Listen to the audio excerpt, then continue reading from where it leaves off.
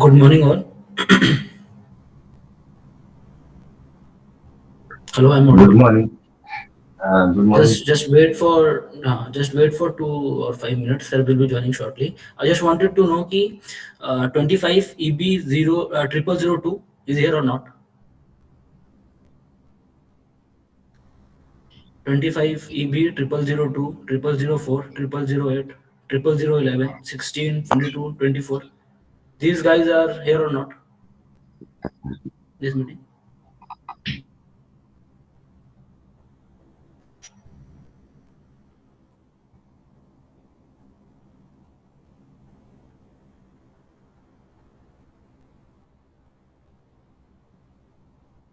I guess they are not here. No?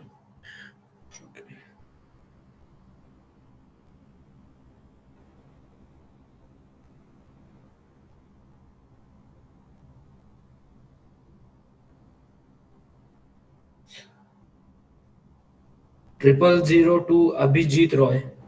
Yes, I'm here. I'm here. So you are not using your official ID? Because this is the ID that I have been using for the last semester. There's a new ID for 25 EB 0002 @IDSM. So you are here now. That's what I wanted to know. Yeah. Just Right, I'm here. DM your ID in WhatsApp. Okay, you are in the WhatsApp group or not? Which WhatsApp give? Okay. So I will share the link with you. No? Once, just text me. Mm-hmm. Because there are a lot of WhatsApp groups going on. Actually, I So have I don't made know one. I which. also share. Okay. I will tell you. Mm.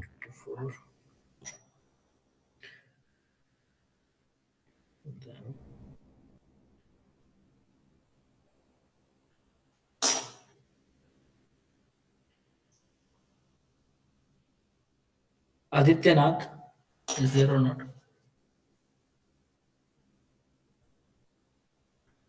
Okay, so I'm just writing my WhatsApp number, so you guys can contact me directly. Okay.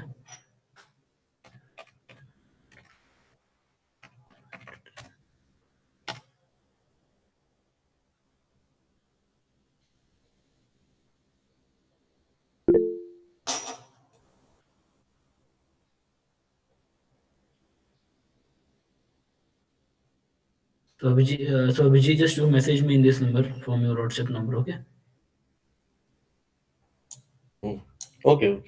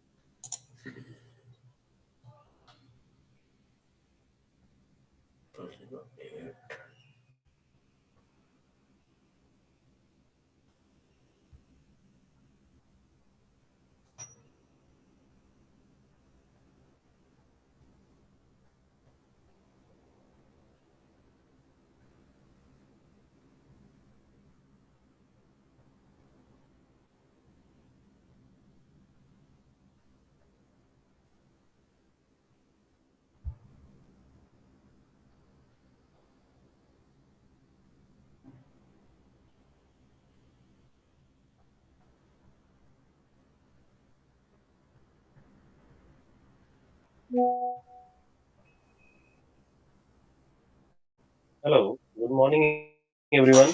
This is Professor Shashank Gulsar. So I am going to deal with this particular course on financial management. I hope you can hear me clearly. Yes, sir. Good morning, sir. Yes, Morning. So you have already shared the lecture plan with you. Do you got any chance to go through it?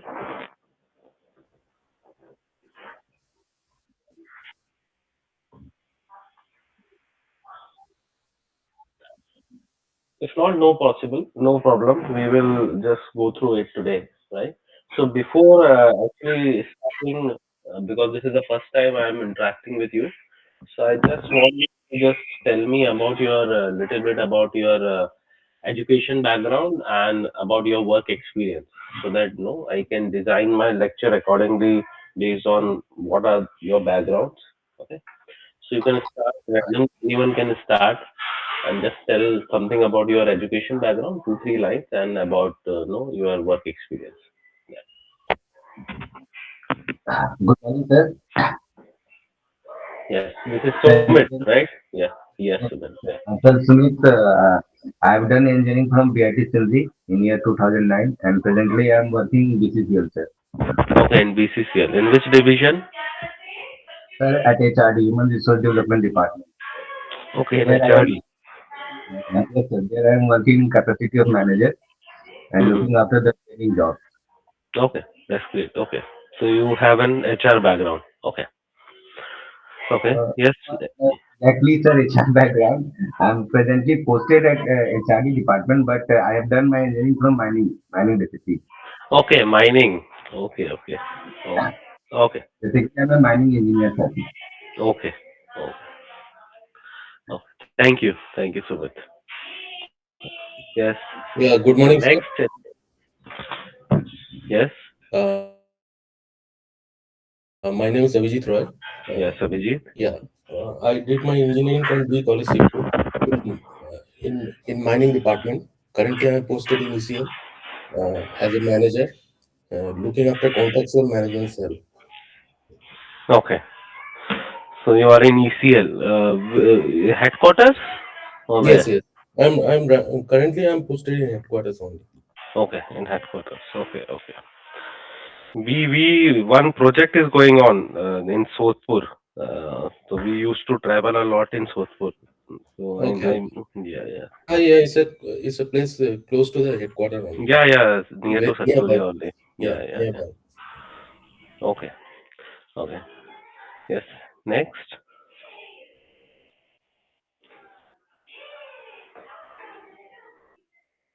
Good morning, sir. Yes, good morning. Myself, Sasank Sekhar Jaiswal, sir. Working in BCCL from last 15 years. Senior Manager Finance, posted at Block 2 area in the capacity of Area Finance Manager. I am basically a chartered accountant. Okay. So for you, this course would be, you might be knowing a lot of things already. Yes, sir. Okay. So you have one CA also. So for all of you, if you have any problem, you can go and talk to this your classmate also, and then he can clarify your doubts also. Okay. Okay. Welcome, Shashank. Okay. Next. Good morning, sir. Morning. My name is Ankita Prasad. I have done BTech in Electronics and Communication Engineering from Gandhi Bhubaneswar, Odisha. And right now I'm working with SAIL, Steel Authority of India Limited, as a senior assistant, sir. Okay. Which sale do we which This one, part? CCSO, Central Coal Supply Organization, Steelgate. Okay, you are in CCSO. Okay, Yes, okay. yes, So you are working with Paswan ji and Rajiv ji and exactly. Yes. He is my controlling officer, and I okay, am the personal assistant of my executive director. okay, okay, okay, Yes. okay. Welcome. Okay, next, next. Anyone? Good, Yeah. good morning, sir. My name is Morning. Siddhant Sanjay, and Mm-hmm. I have done my MSc, integrated MSc in applied geology from IIT Kharagpur, and I joined BCCL in 2018 March, Mm-hmm. and I joined in the project and planning division of BCCL headquarters, and Mm-hmm. currently I'm looking forward to improve my skills in management areas, especially financial management, for further leadership roles in future. Thank you, Okay, sir. good, good. So a lot of BCCL, no, people are there. Okay, okay. Next. Good morning, sir. This is Yogesh Kishore Atle from Mumbai. I have 10 years of experience. Right now, I'm working in L&T Precision Engineering, Powai. Okay, good. Welcome, welcome. Thank you, sir. Okay, next. Good morning, sir. Yes. Okay. Yeah. So, myself, Utkarsh Rajput. I have graduated from Jamia Millia Islamia, New Delhi, with a degree in Spanish honors. And currently, I am working with Macmillan Education in a book publication house in school division. And currently looking for the area of Dhanbad, Bokaro, and whole Santhal. So you are posted here. Yes, sir. I'm from Dhanbad only, and Dhanbad is my base location also. Okay, and you have done Spanish literature. Yes, sir. Spanish honors. Oh, that's very unique degree, right? Yes, So sir. you learn in English or you learn in Spanish No, itself? whole Spanish, sir. Okay, full Spanish. Ah, Okay. So what you know about Alhambra? There's a Alhambra is an Arabic architecture in Spain in Granada. Have you heard about Granada? huh. Huh, sir. We have studied in third or fourth semester Hmm. the So what you literature know book. about that? Granada, and there's the Alhambra no architecture there. Any idea about that? Just And looking at my whole. current role, you don't remember anything. Why I I'm think it's asking a this because UNESCO site, na? I stayed in Granada for almost 5 months in University Okay. of Granada. So I that's why I know that there was a structure and very famous. A lot of people go and visit. So that's why. Okay, okay, okay. It's a UNESCO site, I think, sir, Yes, it's UNESCO site. Yeah. uh, and there is So, a institute or a university like yeah, 100 and 200 years ago yeah, has yeah. been built. Yeah. Okay. That's all I Thank only remember. you. Okay. Thank you. Okay, Thank you, sir. Utkarsh. Bye. Okay. Next. Good morning, sir. Okay, one at a time. Yeah, Ayush. Yeah.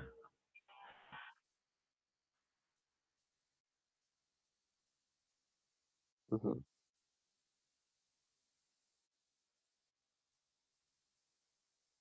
Okay. Okay. Welcome, Ayush. Yeah. Yes. Yes. Next. Good morning, sir. Myself, Yes, Kushi Kush. Roy. I done my graduation in Bachelor of Business Administration from Patna Women's College. Currently, I am working as an Assistant Manager HR in Mahindra Educational. Okay. Welcome, Kushi. Okay. Anyone else is remaining? Good morning, sir. Yes. Morning. Yeah. Sir, this is Chandan Kumar. I am currently working with Indian Oil Corporation Limited from last 9 years. I have done BTech in electrical engineering from BIT Sindri, and I am currently in the retail sales department. Okay. So in IOCL, which office? Dhanbad office? Which office? Yes, sir, Dhanbad office only. But I am Okay, currently Dhanbad. working in GD, sir. GD. Okay, okay. Welcome, Chandan. Thank you, sir. Good morning, sir. My name is Gaurav Kumar. I am from Dhanbad. I have completed graduation from IGNOU University. I am working in Tata Steel Jharia Division since 2015 as a substation in charge. Okay. After passing diploma in electrical engineering from Government Polytechnic Dhanbad. Okay. So you are in Tata Steel. Okay. Yes. Okay. Anyone else? Okay. All are done. Good morning, sir. Morning. I'm Meeta Morning. Prerna. I have completed my graduation in English honors from Delhi University. I'm currently working in Asarfi Hospital, Dhanbad as HR executive. Okay. Thank you, Welcome sir. too. Thank you, sir. Okay. Anyone else is remaining? Yeah, very good Okay. morning, sir. Well, My name is Abhishek Kumar. I work as a product operations manager at InfoEdge for the largest career advisory platform in the country called Ambition Box. Mm-hmm. I've done my master's in mass communication from BBMK University, Okay. and my bachelor's was in English. Okay. English. Okay. Thank you. Welcome, Abhishek. Thank you, sir. Anyone? Yes, I can see a lot of people in the chat box. Okay, or they are just logged in and they're just not there. Good morning, sir. Acha, you are, yeah, Yes. Ayush, yeah. Good morning, sir. My name is Ayush. I have done my BTech from Electrical Engineering from Bharati Vidyapeeth, Pune, Hmm. and currently working in as a deputy manager in Mahindra Education Private Limited. Okay, welcome, Ayush. Welcome. Anyone else? Hi, good morning, sir. So I'm Selvin, and I have my background in Triple E, Electrical Electronics, BTech, and working in L&T Technology Services for 4 years. Okay, welcome. So where you are posted, Selvan? In Baroda, Gujarat. Baroda. Okay, welcome. Okay, anyone else? Yeah, good morning, sir. Am I audible, Yes, sir? you are audible, Aditya. Yeah. Yeah, my name is Aditya Nath, and I've completed my graduation in BTech Petroleum Engineering from UPES. Currently working under a downstream oil and gas company, which is Haryana City Gas, as an executive engineer, looking after the project and marketing division here at Gurgaon. Gurgaon. Yeah. Okay. Okay. Thank you. Thank you, Aditya. Think anyone else is remaining?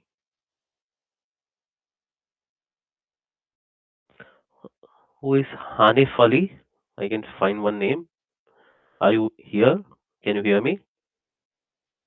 Good morning, sir. Morning. Yeah. Myself, Hanif Ali Shafi. I have completed electrical engineering from IIST Shibpur. Now I am working as a electrical engineer in Coal India Limited. Now posted at ECL, Asansol. ECL. Okay. Asansol. Okay. Okay. Welcome. Okay. I think everyone is done now. Okay. So we have only one person in this batch who has actually background in finance, right? And the qualified CA. Right? No, I think Shashank, right? Apart from that, everyone is having a very diverse background, right? From English to mining to applied geology and engineering, electrical, different types of engineering they have done, and we have from diverse backgrounds. So what we will do, so given that majority of you are coming from non-financial background, so we'll start with basics, right? Anyhow, this is one of the core course, and it is very different from what you have learned in the previous semester, accounting, right? It is not the extension of that particular course. This is totally a different course than in accounting. In accounting, we generally focus more on recording the transactions, right? How to record a transaction, no? And here we more focus on decision making. That with the help of those transaction financial statements that we have prepared in accounting, how you can use them for decision making. That is our main objective here. So if you have, because a lot of people know are not comfortable with accounting. So how many of you find that subject comfortable, and you have easily comfortable with accounting, or at least you understand what is balance sheet, profit and loss account, cash flow statements. This much you know, right? Yes, sir. Okay. So basically, now we will go beyond that, right? We are not going in that recording of the statement. We will go just beyond that, and we will focus on how to use those statements for different decision making. Okay.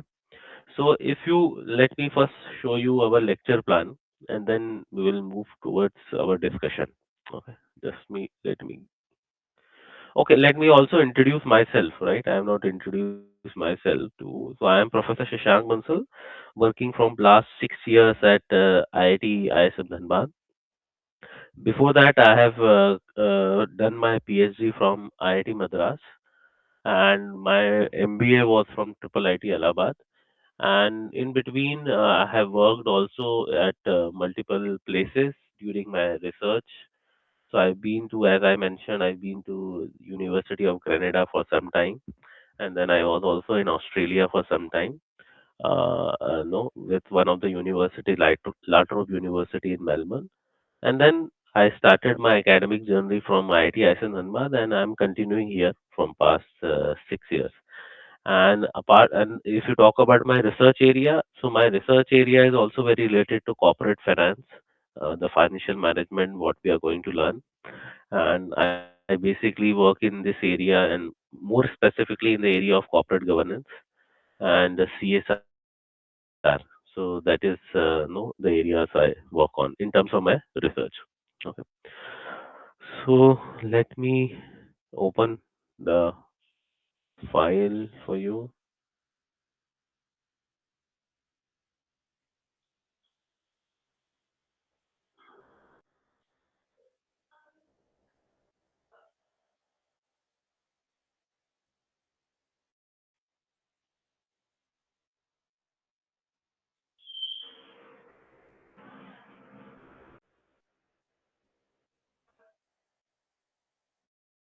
You let me know when you can see it.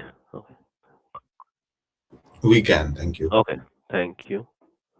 Let me just enlarge it. Yeah. Okay. So if you talk about this particular course, we will basically start with what is financial management and what is its objective, why we want to learn, and why it is required to be learned by every executive. And then we'll talk about something called very specific to financial management. There is something called agency problem. What is this problem and how we can mitigate this problem by doing certain things in our organization. Then we'll talk about the concept of something called time value of money. Right? This is very important concept because half of the corporate finance is based on this particular concept only, time value of money. Right? So basically, it talks about how the value of money depreciates as the time increases. Right? So how to quantify it numerically, how to quantify that in your decision making process. So those things we are going to learn here in this particular aspects. And then we'll basically the finance is about the risk return trade-off. So that is basically the concept that we are going to learn. Then we'll talk about how to value bonds and shares because these are the two primary financial instruments that we have in corporate finance that companies generally deal with bonds and the shares. So basically, we'll talk about how to value them, how to quantify them.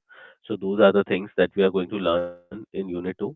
Then we'll talk about the capital market. What are the different sources of capital, different costs of capital associated to those debt and equity, right? That is nothing the bonds and shares. So those are the things that we are going to do. And then we'll talk about the capital budgeting decision.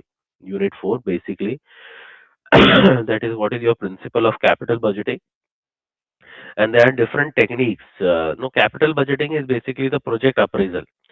Project appraisal, when I say, is basically to quantify which project is beneficial for your company and which project is not beneficial for your company. So how basically you will quantify that, right? So for that, you will basically, because typically in a project, what happens?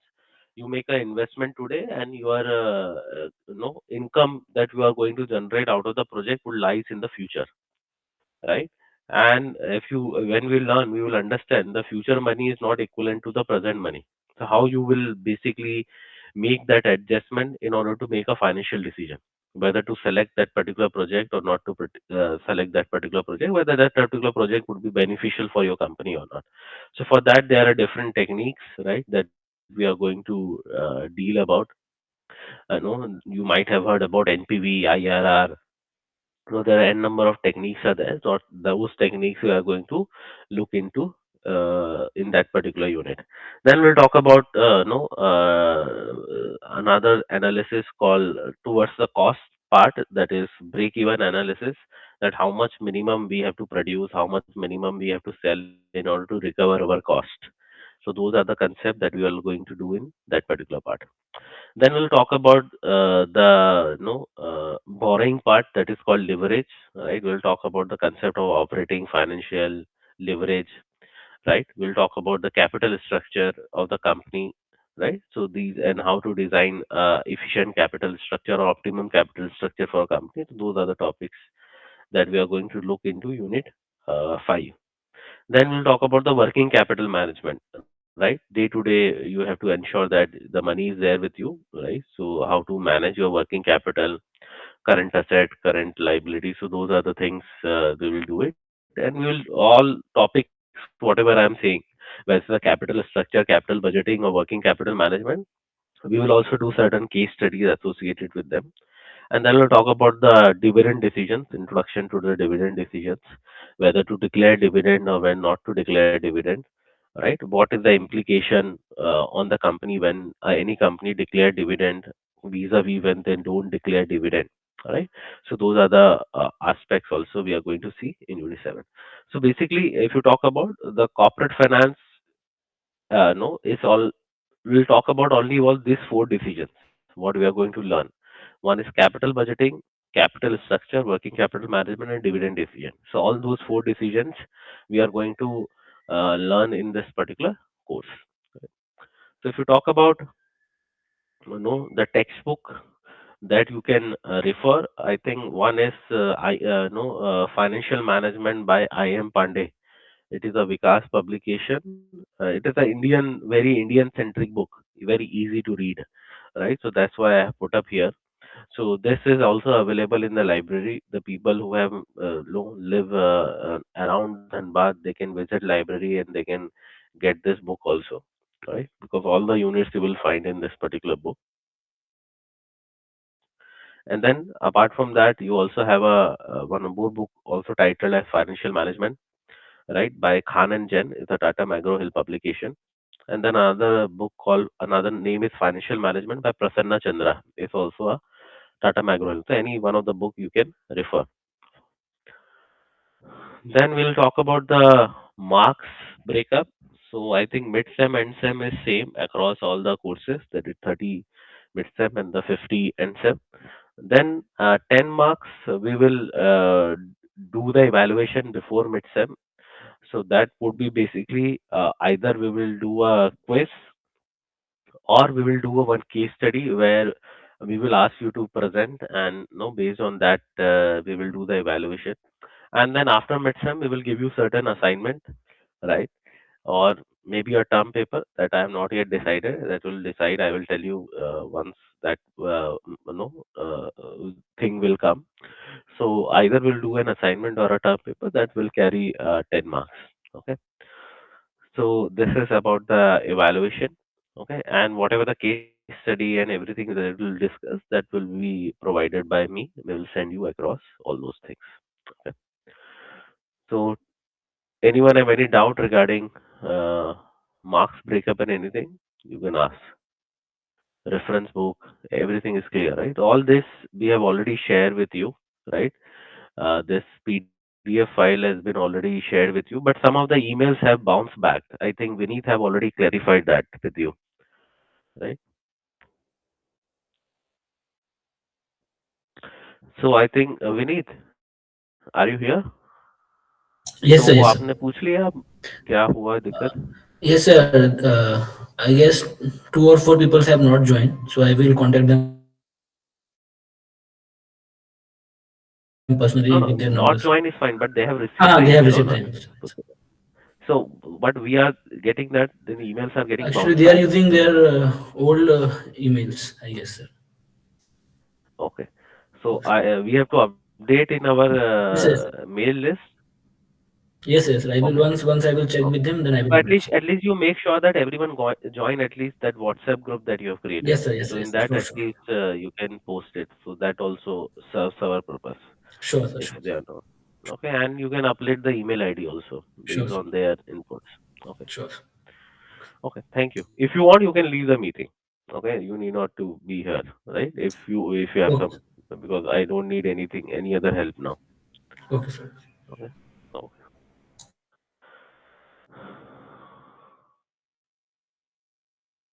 Okay, now let me share my PPT with you.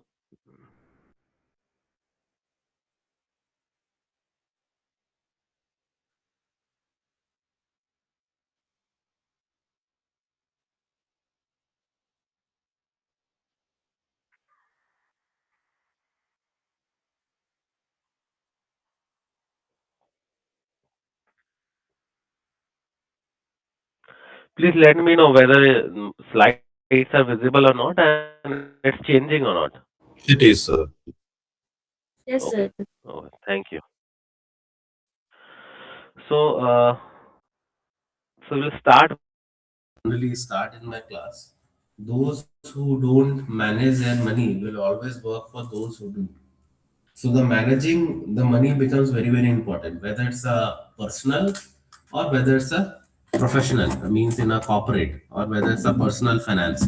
When you are managing your money for yourself, or you are managing your money, managing the money for a company. In both the cases, it become very, very important that how you are doing the financial planning, where you are investing, right? How long you are going to invest, everything becomes very, very important, right? Because management of money is very crucial for any business. Okay. So this particular course is about that only, right? So the basic learning objective of this particular course is to first to give you a basic understanding and fundamental knowledge about financial management, that how to manage the different financial decisions, right? To familiarize the student with the concept of time value of money in business decision making, because I've already told you this is one of the building blocks of lot of financial decisions that we take, and time value of money is one concept that everyone should know, whether they are doing MBA or they are not doing an MBA, right? Because this concept is applicable in a lot of decisions that we take as a personal, on a personal capacity, also regarding about investments, right? So once we will do this particular time value of money concept, you will realize how important it is. Then we will also do, give you an understanding about different financial management decisions of the firm, and how a CFO or the people who are involved in those decisions, on what factors they take those decisions. And we will also make conversant with the various tools and techniques used for efficient financial management. So we will learn a lot of different theories, lot of different techniques, tools which are used for decision making. So by the end of this course, you will be able to understand the different aspects of financial decision making, and you will be able to understand how corporation make decision, and how such corporate decision add value to the corporation. So this second point is very important. So first, how they make decision, and how such decision affects the firm, right? So these two understanding is very much required if you are working in any organization. Because when you take decision, you will also be able to relate that how it will going to affect my organization, both financially as well as on a non-financial aspects. Able to appreciate the usefulness of the financial information for decision making, and equipped with tools to make financial decisions in the firm. So we'll also give you some tools and techniques that will help you to take decisions. So this I have already discussed, books and this evaluation component. I'm just skipping through it. Right. So now we'll talk about the what is financial management, right?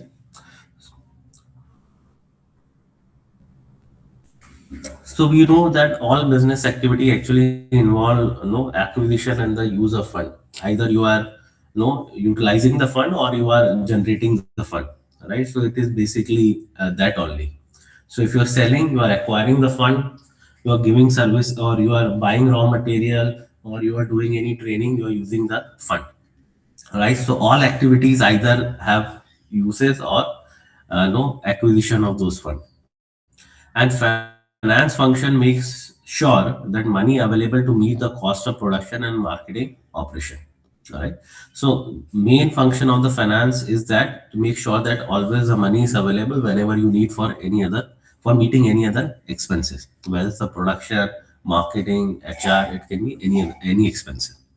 And financial policies are devised to fit the production and marketing decision for a firm in practice. Now here the other area people also contribute for finance policies, because you cannot make financial policies at silos, right? Your financial policies should be fitting to your production and marketing decision. Suppose you are you are planning to have one more unit of production.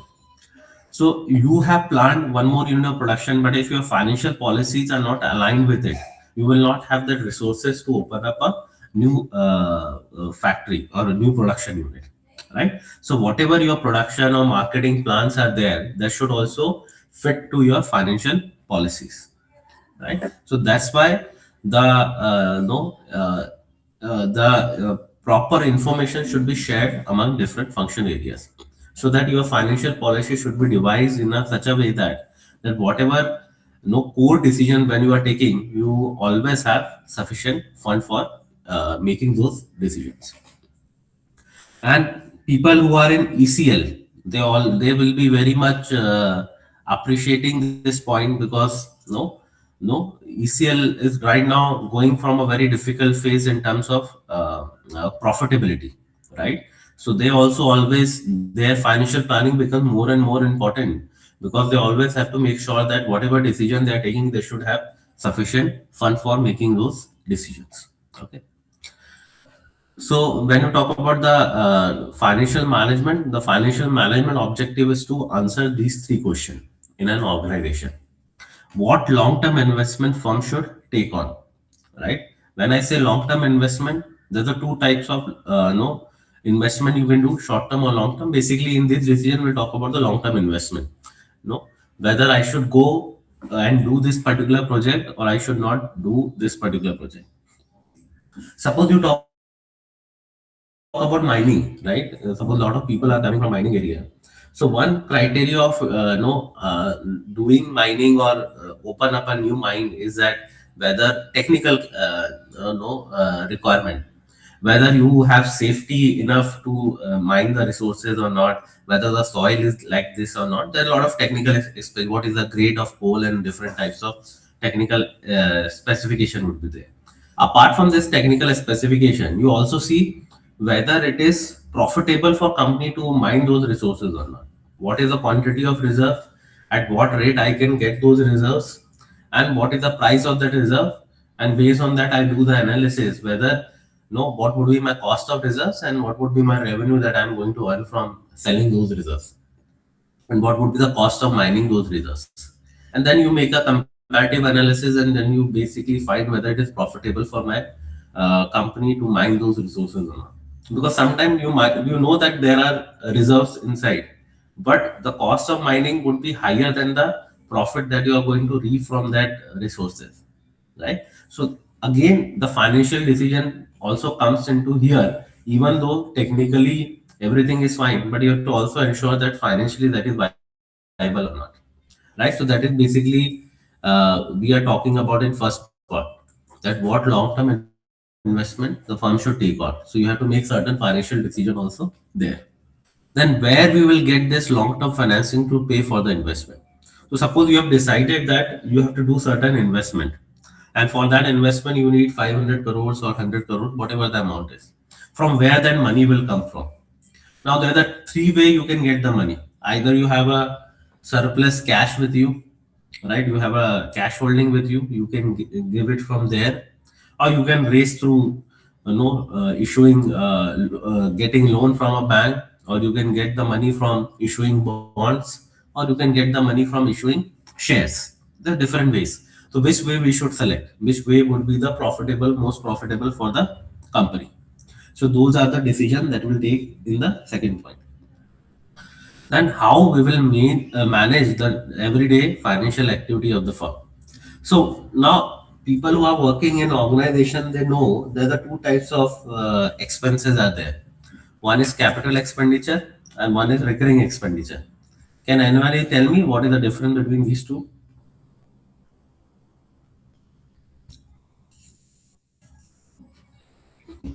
Sir, any expense on capital items is capital expenditure, and capital items means that any item that is going to become part of our asset. Okay. Can you give me one example so that people can understand?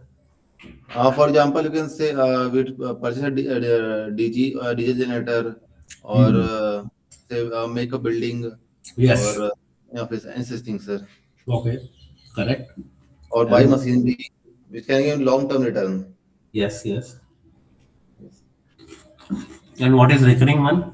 Non-capital expenses. So which is, I mean, you can say it is a part of repair and maintenance activities.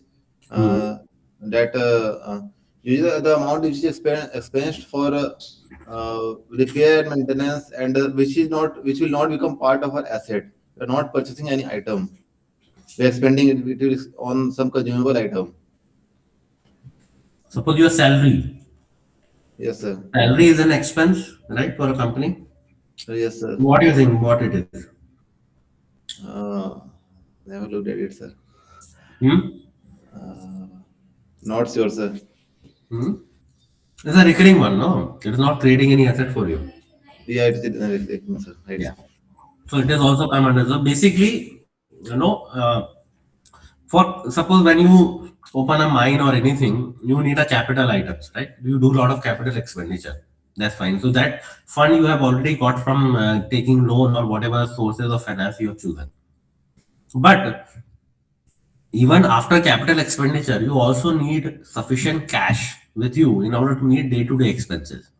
You have to pay salaries to the officers, you have to pay wages to your laborers, you have to pay the fuel cost, you have to pay the electricity cost, all this transportation cost. So all this would be there, which is recurring in nature, that you have to meet on a day-to-day basis, right? So you have to also make sure that enough money is available to meet those expenses apart from the capital expenditure, right? For that money, how you are going to manage, right? So that is also one of the important aspects that we have to see. Okay. So now we'll talk about all these three questions, right? What we have asked in our previous slides can also be linked with the four main financial decisions that any company makes, right? Or these are the four financial decisions on which whole corporate finance or financial management course has been based. So what are these four decisions? The first is called capital budgeting decision. Now, what is there in a capital budgeting decision? Let me just tell you what is the nuances of this. So here, basically, let me just open one plain PPT.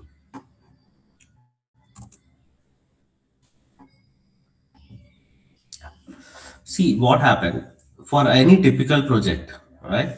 So you make an investment today that is on 0th year. Suppose I open up a manufacturing facility and that costs me suppose 100 crore rupees, right? Cost today I am making in this particular investment. So next year I will start production. I will start earning some cash flows, right? After meeting all my expenses, I will earn some free cash flows, that is towards my profitability.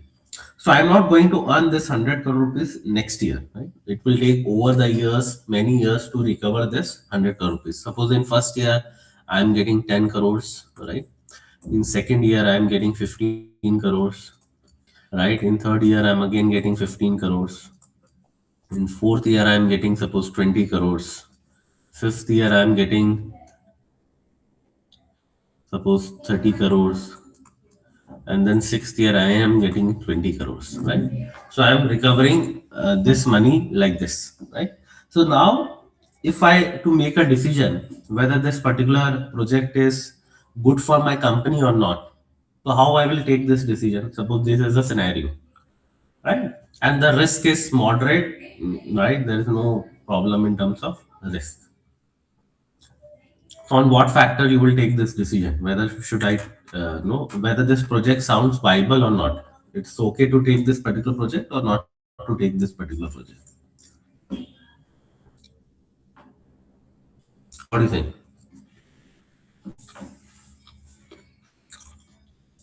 Break-even analysis for initial terms, sir?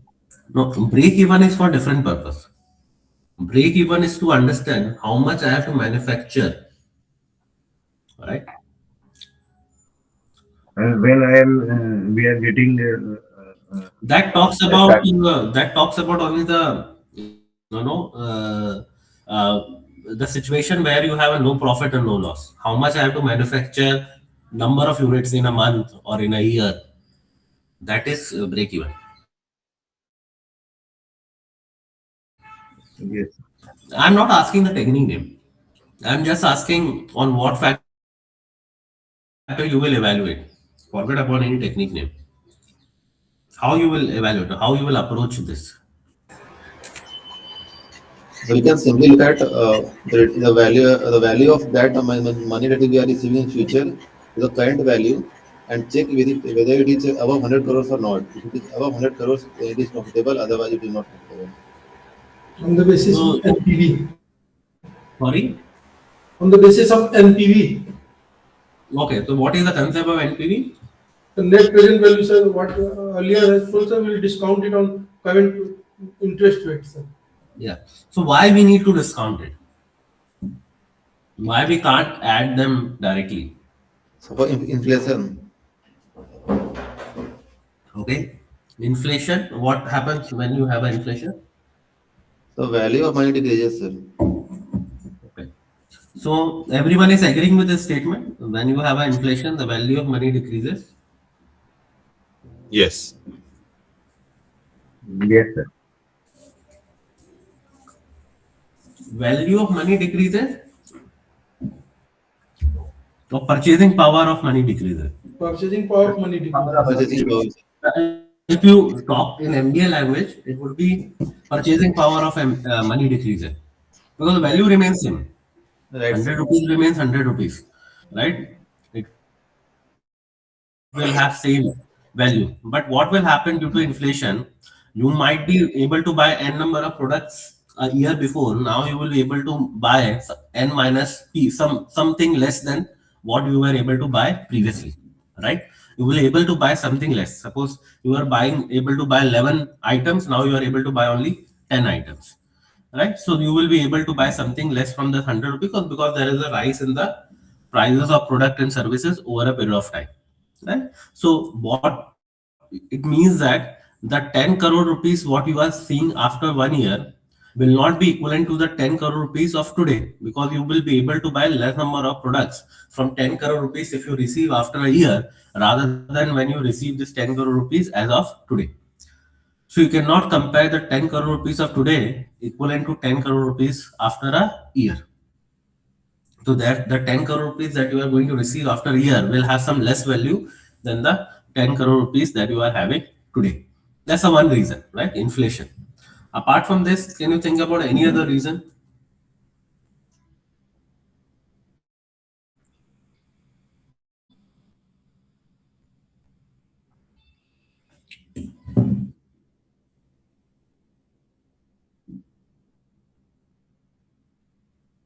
Okay, risk basically, right?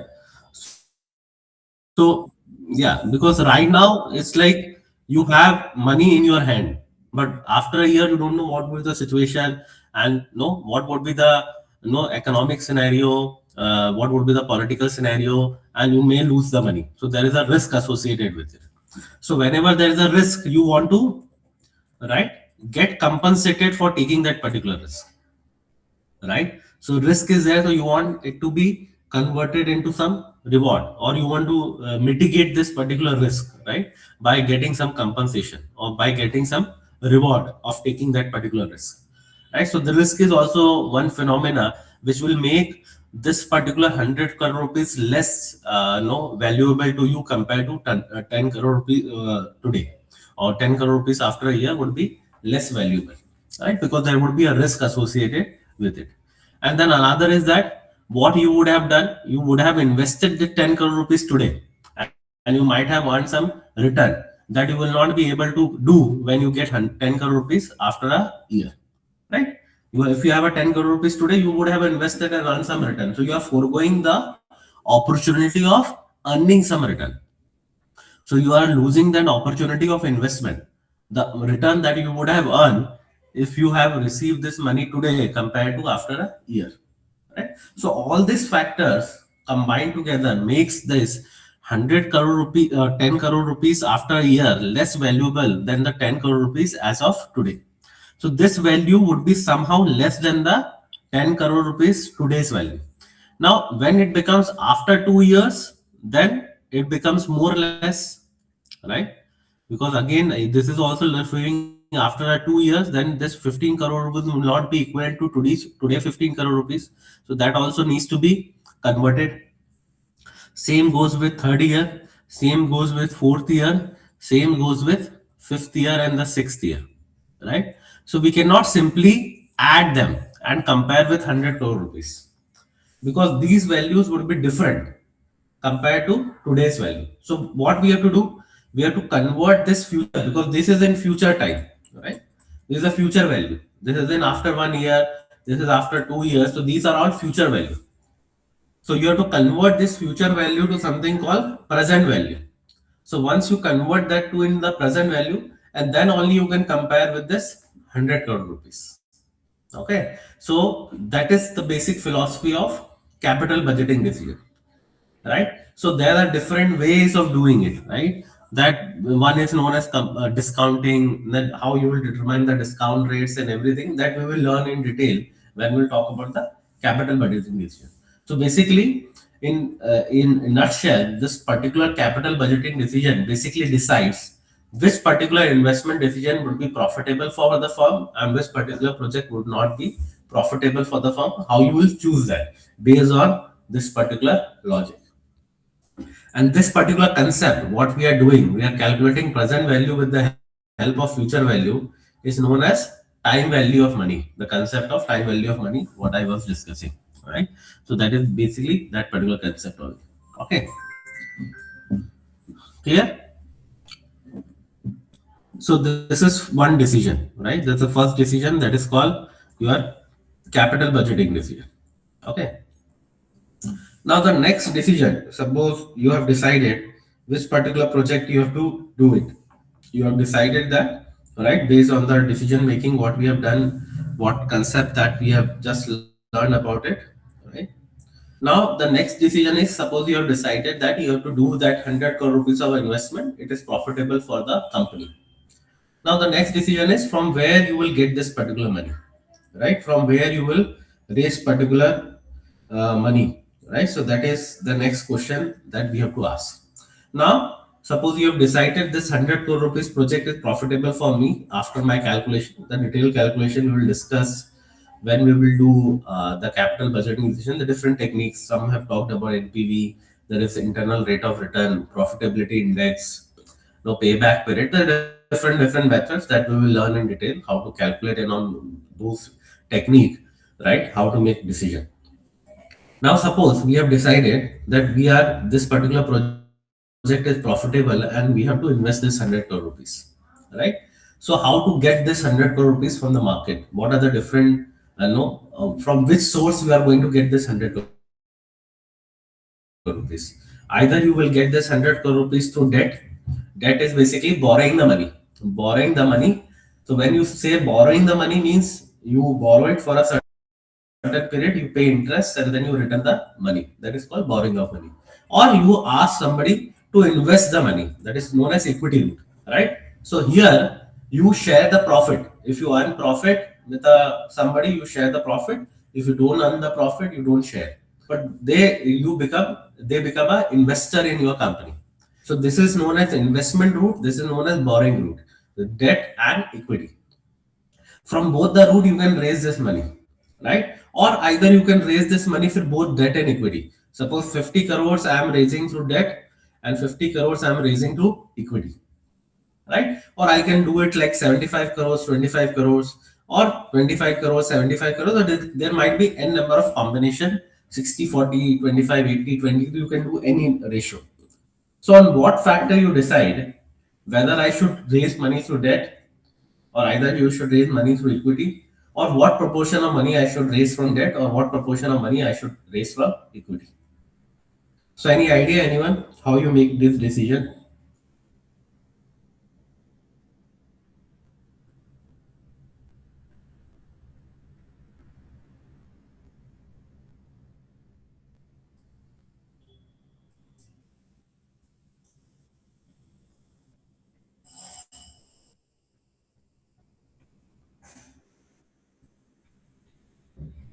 Any idea, anyone?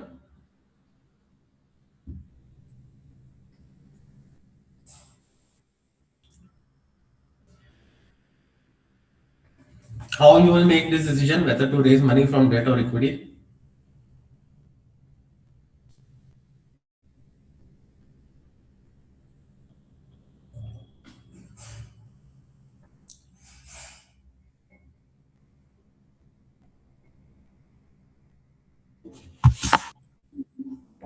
Sir, I think we can look at the future profitability perspective.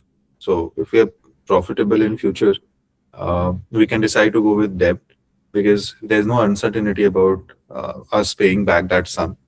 And hence the company stays safe and my share of the organization is also not diluted in the process. So that can be one way to look at it. Okay. So everyone is agreeing with this view?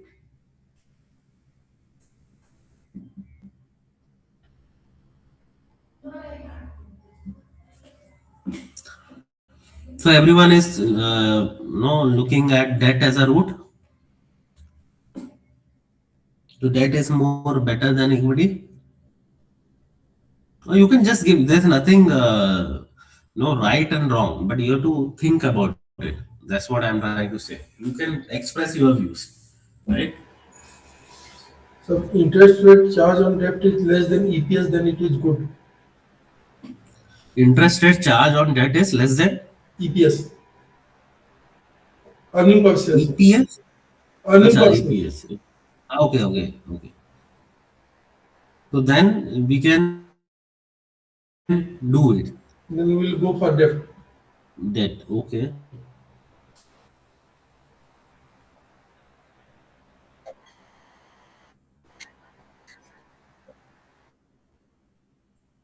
No. Here we are thinking as a company, not as a person who is going to buy that equity.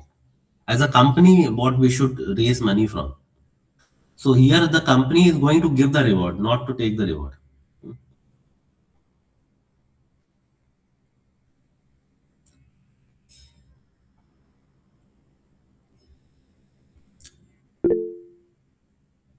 Okay. But what happened if the project doesn't get success? Still you have to pay the interest, right? And still you have to pay the amount back. Because that's a legal obligation for you to pay the interest, right?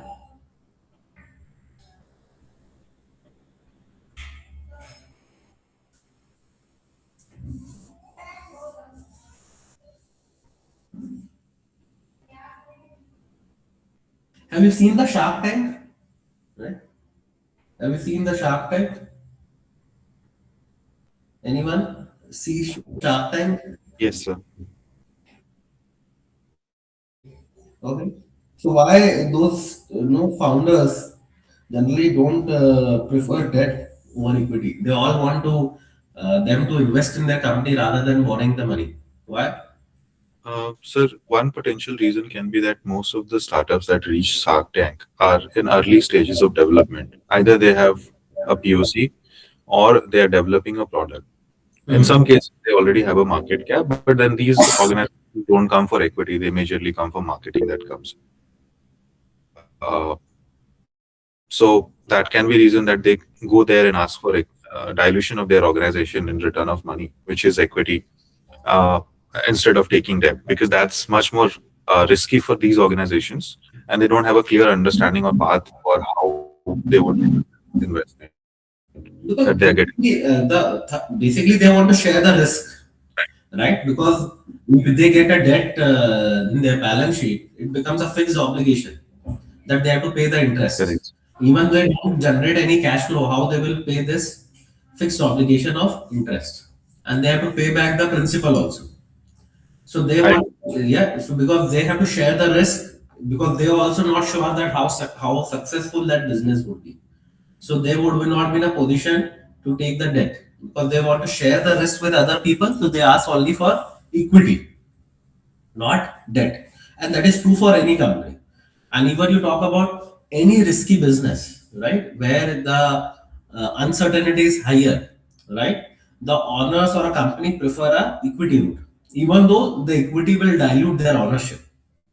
But if you are a mature company and you are certain about the project, right? Suppose you talk about Reliance, you talk about no, so they don't suppose they have opened a whole new geo concept without raising any 1 rupee of new equity shares. They have not done FPO, right? They are borrowing only the money from different private placement or through banks, right? Because they know that they have a cash rich organization and they can maintain or they can pay this fixed obligation, because they know that RIL is their cash cow, which will generate sufficient cash for them to meet this interest obligation.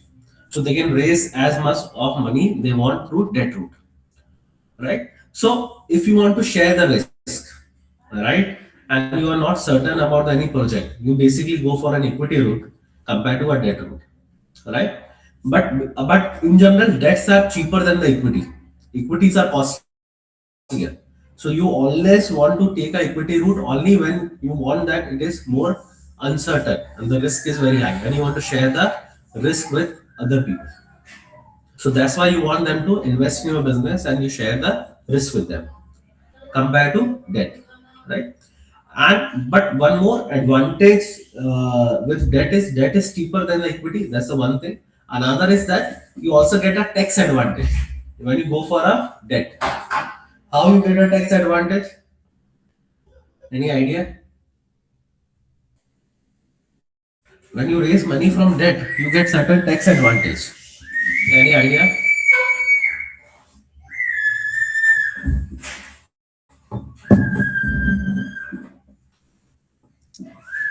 Anyone? You might have prepared the profit and loss statement, right? You have prepared the profit and loss statement.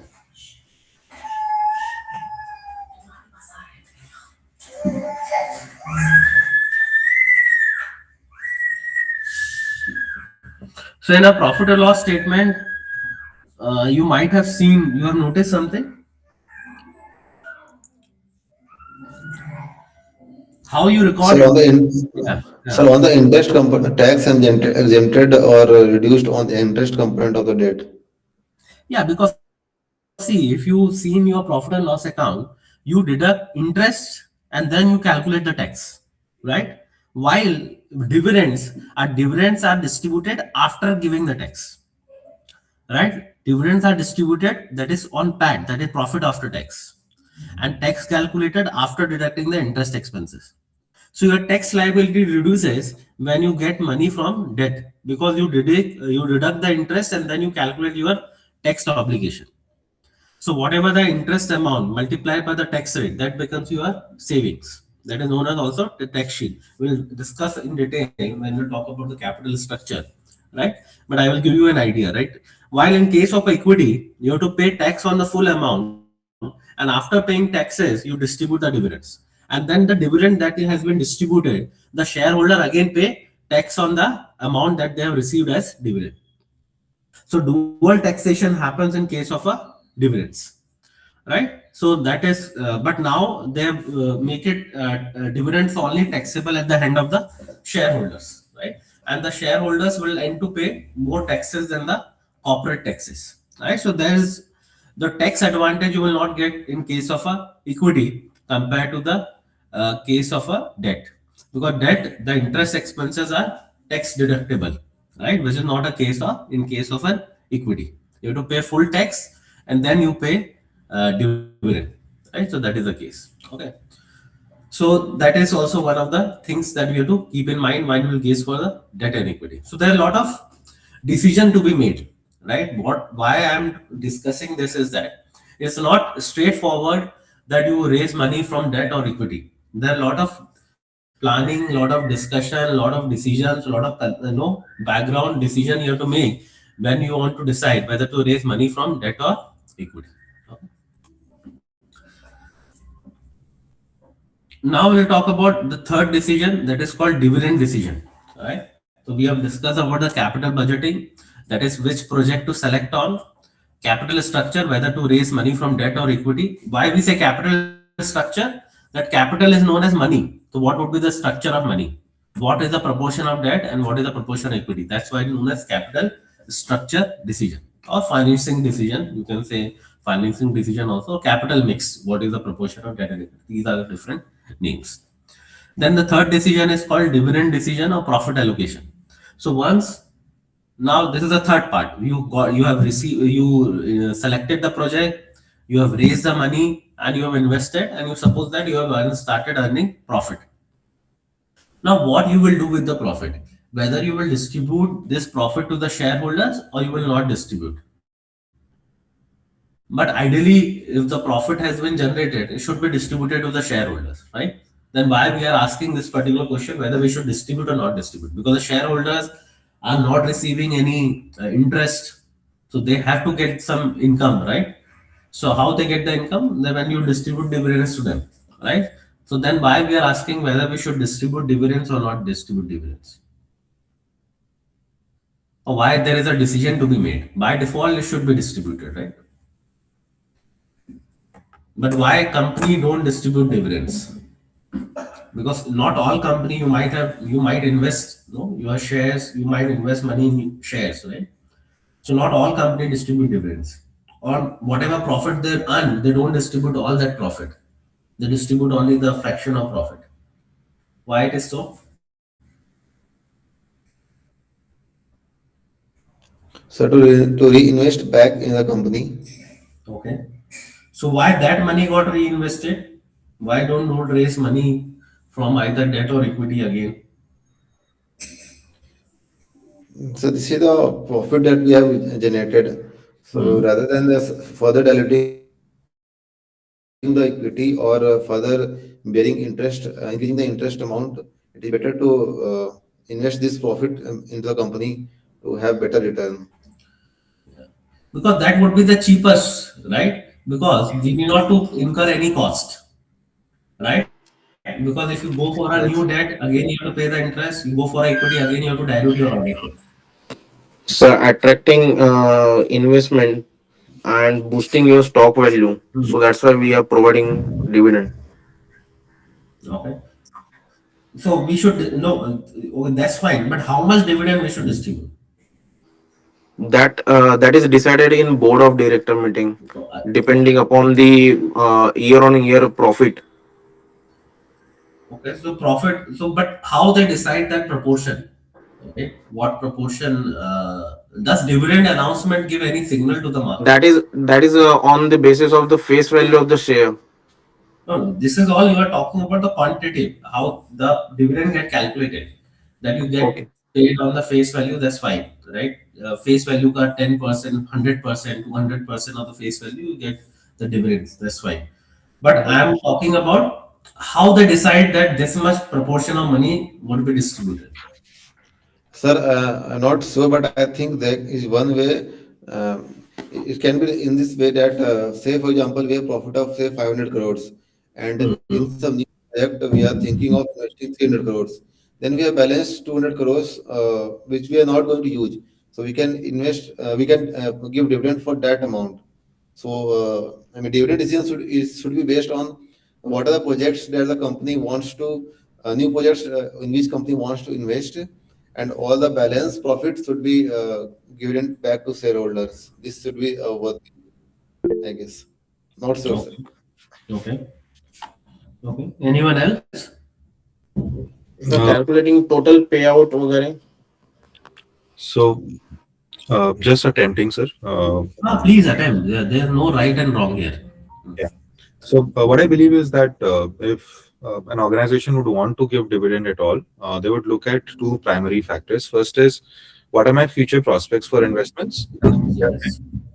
Second is, what is the stability of the income that I am going to generate? Is it going to be stable that what I have generated this year, was it because of certain market conditions?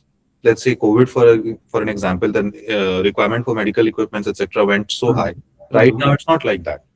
So I want to look at my future prospect, maybe at least for the coming 2-3 years, and then I decide the profit that I've generated, should it be reinvested in the business or should it be given back to the investor? This is one way to look at it. The second way is the kind of people who have invested with me. are they only looking for profit, or or am I legally obligated to give them dividend at the moment? I think these can be certain factors that can help make a decision. Yes, okay, good points. Okay, anyone else?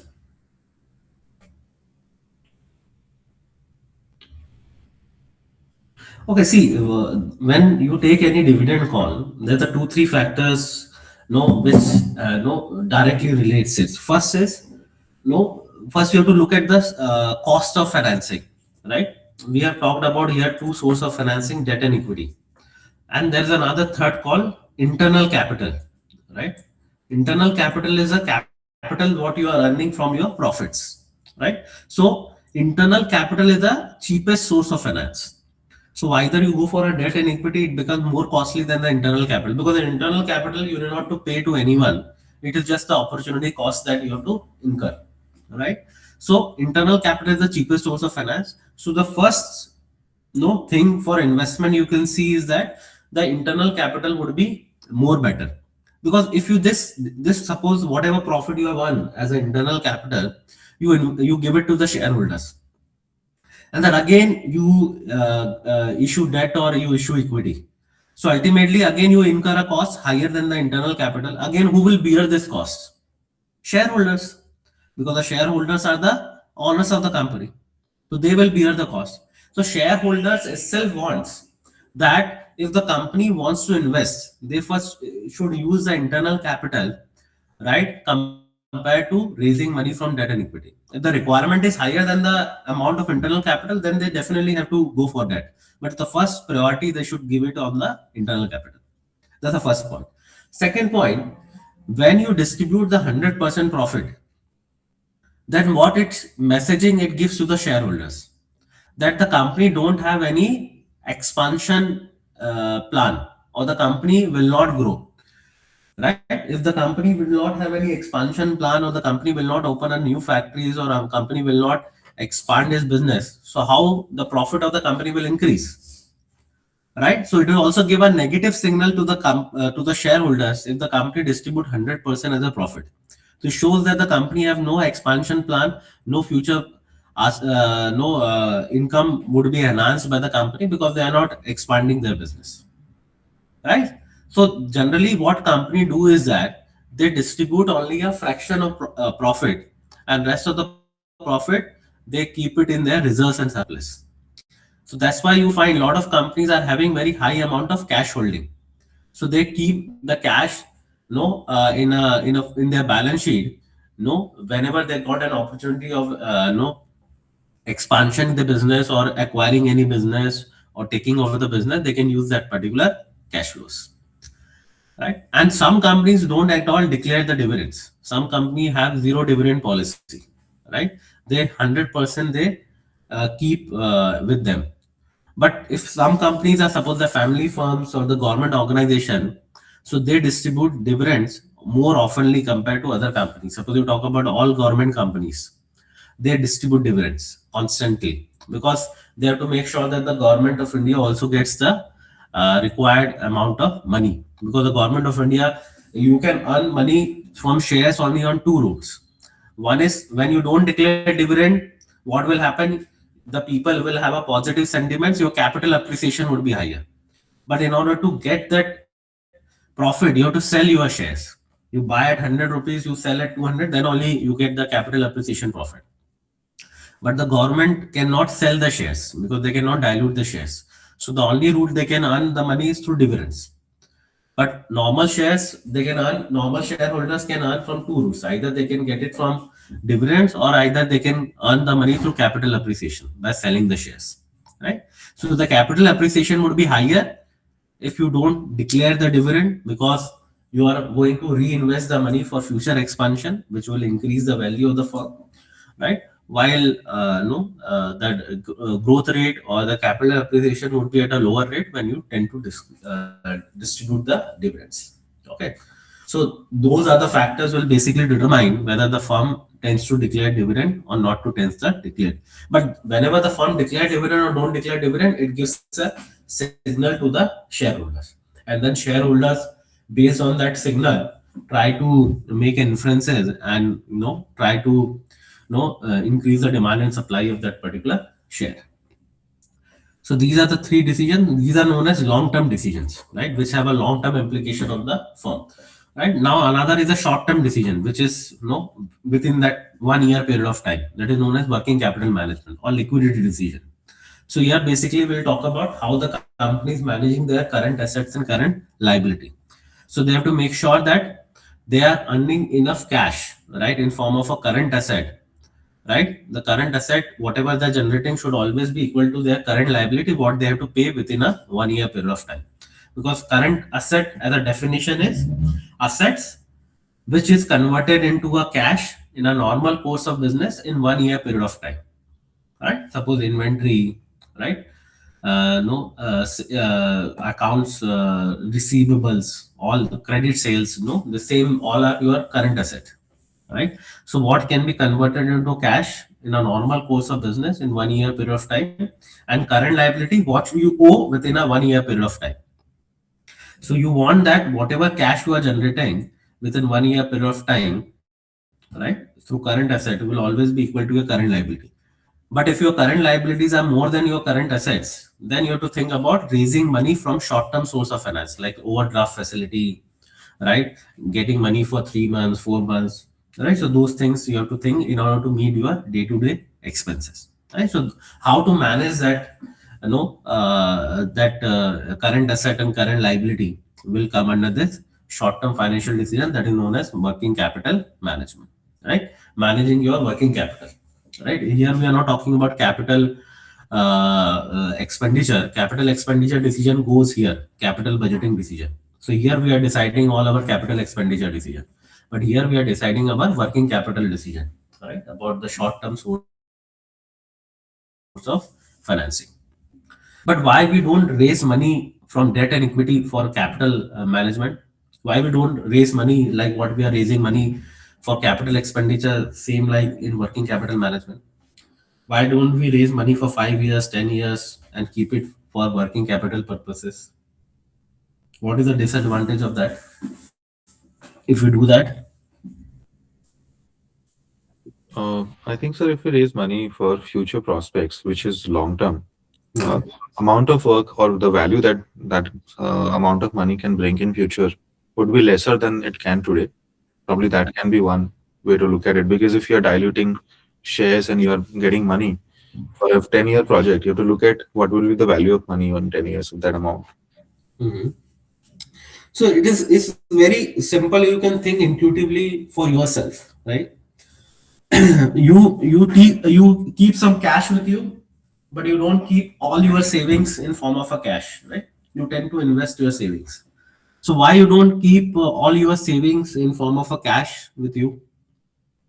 Cash means in liquid form, either in saving accounts or something like that.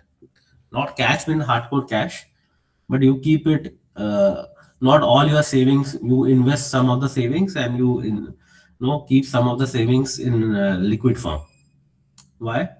Because the cash in my bank account is not generating any value, probably, or it is giving me the lowest rate of return, which is a bank return of 6%. The same happens with company, right? If the company keeps too much of cash, right, in idle form, in liquid form, they will lose opportunity of earning some money, earning some return. They would have earned if they would have invested in some capital expenditure decisions. So they don't keep very high amount in liquid cash, but they should not also keep very low amount so that they're not able to fulfill this obligation. So they have to make this trade-off between that how much they require to fulfill this obligation compared to how much they should hold, right? So it should almost be equal, right? And it will not be equal always, but it should be as close as to be possible. But they should not keep too much of money in form of a cash or liquid asset, because they will lose the opportunity of earning a return they would have earned if they have used that particular money for any capital expenditure decisions. Because working capital, keeping money in form of cash will not give them any return, right? So that is also, the company also makes that decision, that what would be that idle amount of cash that I have to keep in order to fulfill my obligation, right? over and above the money that I am going to generate from the current asset, because they are going to generate something from current asset, right? Which will be going towards the current liability. But if your liability is higher than current asset, that how much amount of cash I have to keep with me. So those decisions basically comes under this working capital management. So here all your credit policies, no, all this becomes very, very important. Cash cycle, credit policy, inventory management. So all would be a part of this working capital management decisions, right? So that we will learn when we talk about this decision in detail. So when you talk about the just the same thing what we have discussed. So capital budgeting, it is all process of planning, managing the firm investment in fixed assets. So here we are only talking about the capital expenditure decision. So what capital expenditure decision we should take, that basically will decide here, right? The key concern are the size, timing, riskiness of the future cash flows. Then your capital expenditure, that it define the mix of debt and equity that used by the firm. What is the least expensive source of fund for the firm, right? Is there an optimal mix of debt and equity that firm should target, right? When and where the firm should raise the fund, right? And in working capital, managing the short-term assets and liability, how much inventory the firm should carry on, because the inventory is again a very important part of working capital. What credit policy suits for the company, right? And where we should get the short-term loans, if we require any, from where we should get this short-term source of financing, right? So these four are the main important decision for any corporate finance, and whole course is based on one of those decisions. So at any point of time, we will either talking about one of the these four decisions, and in full course, we will talk about these four decisions in detail. So when you talk about the role of finance manager, right? So the role of finance manager is basically first is to raising the fund, right? So major events such as promotion, reorganization, expansion, diversification in the firm, that finance manager has called upon to raise the fund. So basically, one of the objective of this manager or CFO is making decision regarding raising of fund, then allocation of fund, that how they are going to allocate the fund from the different divisions, because generally each divisions give their own budgetary requirements, right? Then they have to allocate effectively and efficiently along with the top management, that how the allocation of the fund would be done. Then profit planning refers to the operating decision in the areas of pricing, cost volumes of the output, and firm selection of the product lines. Then it also comes the role in costing of the product, so that the profit margin doesn't get doesn't get reduced, and still you are having the same level of profitability. And then understanding the capital market. Capital market is basically the financial markets, right? Equity market, right? So they have to also make an understanding towards the equity market, when to issue the shares, when to buy back the shares, when to split the shares, right? So all this decision against would be taken by thinking about the capital markets. Now the next question. So what we'll do, we'll take a 10 minutes break, and then we'll again, because next lecture again I have to take today. Professor Sandeep Mandal will not be able to take the lecture, so he has asked me to take the lecture. So we'll continue in the next part also. So we'll take a 10 minutes break, and then we will again rejoin, and then we'll continue from here. Okay, till here, anyone have any doubt? No, sir, we're good. Thank you. Okay, so we'll just take a 10 minutes break, and then again we will join. Okay.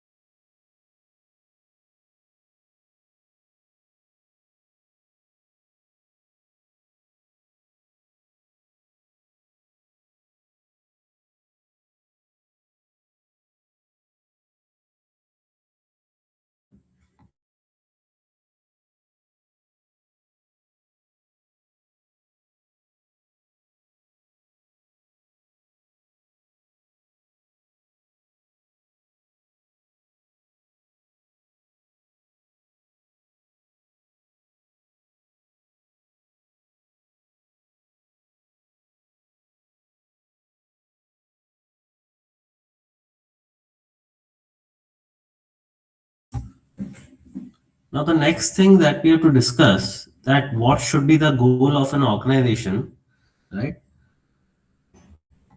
So generally, on what basis the organization should work, right? It should be like profit maximization, cost minimization. It would be expanding their market share. What should be the expanding the wealth of the shareholders? So what would be the main goal of an organization, right? On which they should work on, or all decisions should be based on that particular perspective. So what do you think? What should be the goal on which the organization should work on, and all decisions should be based on that particular goal? Making profit. Profit maximization. Yes, sir. Okay. Customer satisfaction. Mm-hmm.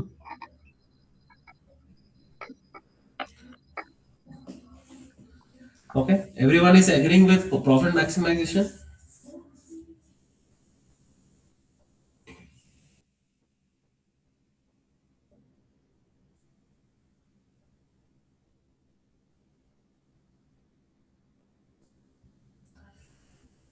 Okay. But that's fine. That's good for but I'm talking about in terms of financing, how they will evaluate whether the decision is doing this or not. Suppose somebody said profit maximization. So whatever decision I'm taking, it will maximize my profit or not. Right? So they will evaluate all their decision from that perspective. So like that, what should be the goal of an organization from a financial planning perspective?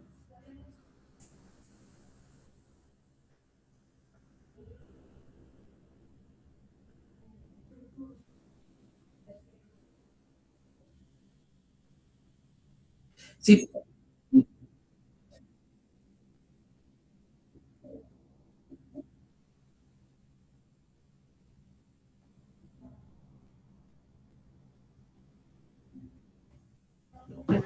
So they can manage risks and return, like if there's high risks, then high return, there's low risks, then low return.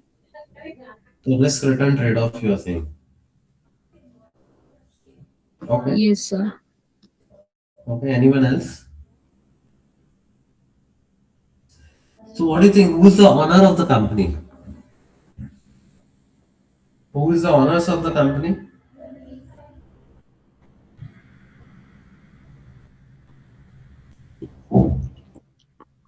Sir, I hope this is the literal meaning. Who is the owner of the organization? Right? No, I'm talking about generally who would be the owners of the organization? The shareholders, right? Yeah, The shareholders. The shareholders, right? So as a manager, right, your fiduciary duty is towards the shareholders, right? That you have to work for the wealth maximization of the shareholders, right? And now when the wealth of the shareholder will get maximized?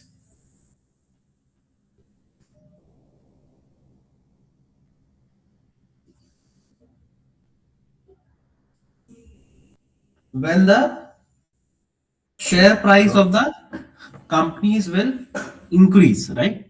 Then only the wealth of the shareholder will maximize when the price of the share will increase, because they hold the shares and the share price is increasing, so overall their wealth will be increasing, right?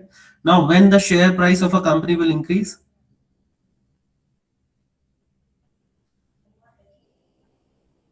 When there is high demand of the shares. Okay, yes, very good. So when the demand of the share will increase? When why people will buy certain shares, when, on what conditions? If the future prospects of growth in that organization is high, Yes. so people will invest in that organization so that their money can get maximum returns over time. Yeah. So when the company is currently doing well, as well as their future prospects is looking very promising, right? Then only the demand of the shares will increase, which further leads to the rise in the share prices. Now, see, when you talk about a specific goal like cost minimization, profit maximization, they are limited in nature, Why I am saying limited in nature is, suppose cost minimization, right? You lay off your half of the employees, right? Your cost will be minimized. But will you be able to achieve the same level of output? Not necessary, right? So it is again a debatable one. Profit maximization, again, you sell off your fixed assets, right? That year your profit would be very high, right? Because you get the lot of cash flow from no sale of the fixed assets. But what will happen the next year? You will not able to generate the same level of output because you have sold a lot of your fixed assets, right? So the again the profit maximization is also very limited in nature, right? Market share, suppose you fight for a market share, right? You want to increase and increase your market share even though you are burning your cash. This is what happening with a lot of startups company that we are seeing. They are burning cash from last 10 years, 15 years, right? And they are not able to do that, right? So the market share is again limited in nature.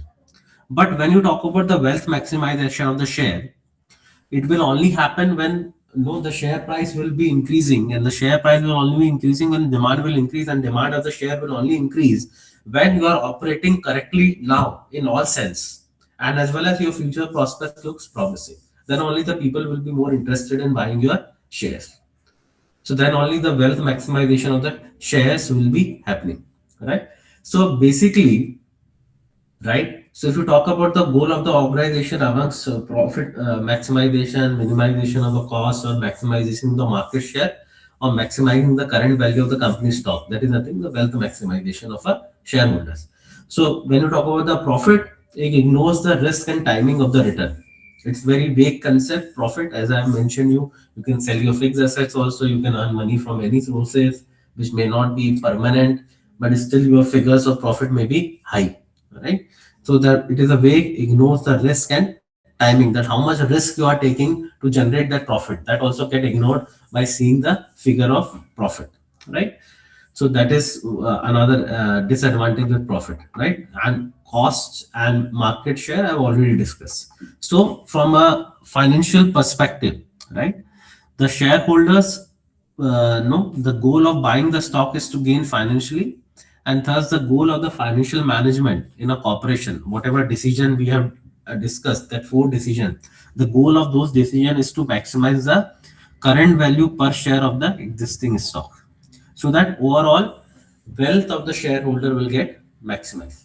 So whatever decision we are taking, whatever we have learned about those 4 decisions, all those 4 decisions will be taken within this goal, that overall my shareholder wealth should be maximized. So maximizing the net present value of the course of action of the shareholders, right, accounts for the timing and risk of the expected benefits, and benefits are measured in terms of a cash flow. Fundamental objective is to maximize the market value of the firm shares, right? So that is my main objective, that how the wealth can be maximized and how much shareholders value will be increased.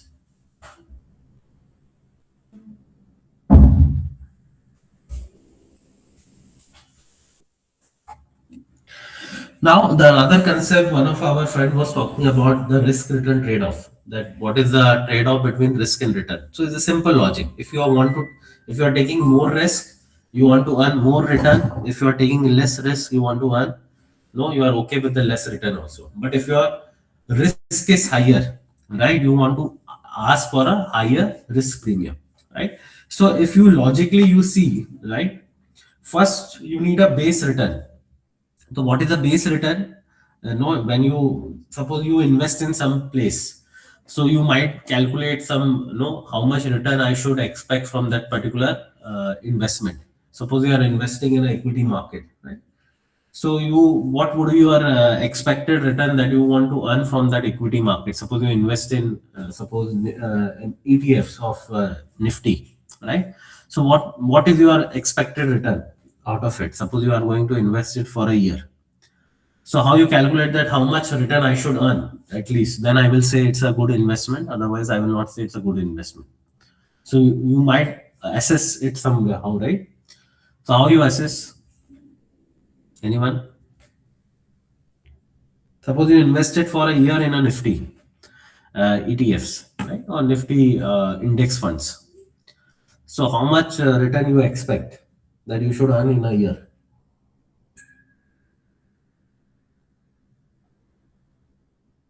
Anyone? You might be expecting something. No, I should earn this much return if I'm investing here.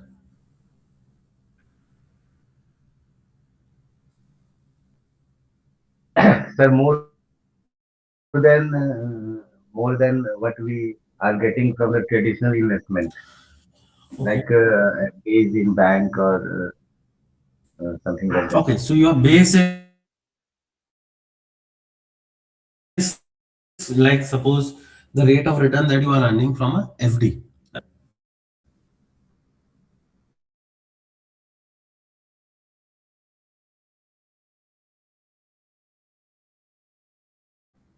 Yes, So sir. that FD return is 8%, right? Right, happy? More than the FD returns? Yes, sir. Okay. Everyone is okay with that? 9%?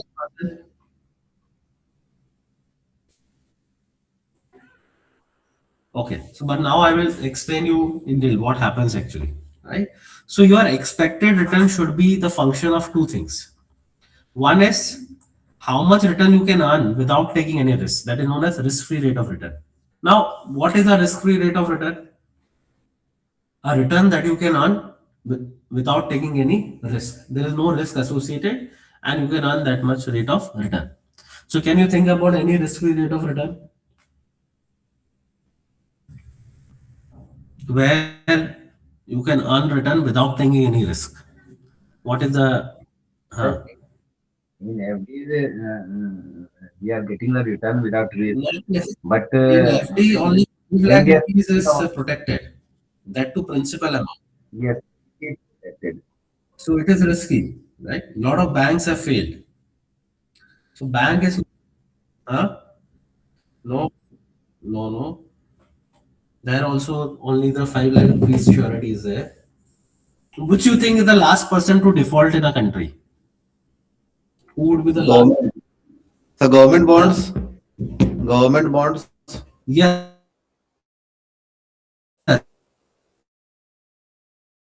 The government, when you get on the government bond, that government of India is borrowing, right? You also heard about government bonds, treasury bills, right? So these are the money which government of India borrows to this particular route, and whatever rate of interest they pay on that particular government bonds will be treated as your risk-free rate of return. Because you think that they would be the last person to default on the country, and then whatever rate of return they are giving would be considered as risk-free rate of return. So suppose that is coming 7%, right? Which is would be a little lower than the FD rates what you generally see, right? So suppose the risk-free rate of return is 7%. But now wherever you invest, your base rate should be risk-free rate of return. That this much, so like is a base rate. That this much return I am earning without taking any risk. But wherever I am investing, I am taking certain risk. So I should earn at least more than what I can earn without taking any risk. Now the question arises, how much more? Right? More is fine, but how much more, how you will quantify? So that depends upon that how much risk I am taking in that particular investment. So that is known as something called risk premium, right? So RF plus some risk premium, that is written here, risk-free rate plus some risk premium. And this risk premium will be determined, higher the risk of the action, higher would be the risk premium. So suppose you are investing in FD, you may determine maybe 1% more. If you are investing in equity index fund, you may determine 2 or 2.5% more. But if you are investing in specific stock, you may ask for 3% more, 3.5% more. So now it depends upon how much risk I am taking in that particular investment to determine that how much risk, how much return I should expect from that particular return. So if you are giving loan to a company or you're going for a bond also, right? You are purchasing a bond of a company. There also you can follow the same concept. There also, the more the risky the company is, you will the interest rate would be higher, right? So suppose the same goes with bank also. How banks decides their lending rates, right? Depends upon your CIBIL score. right? Your CIBIL score is low, it means you are more risky.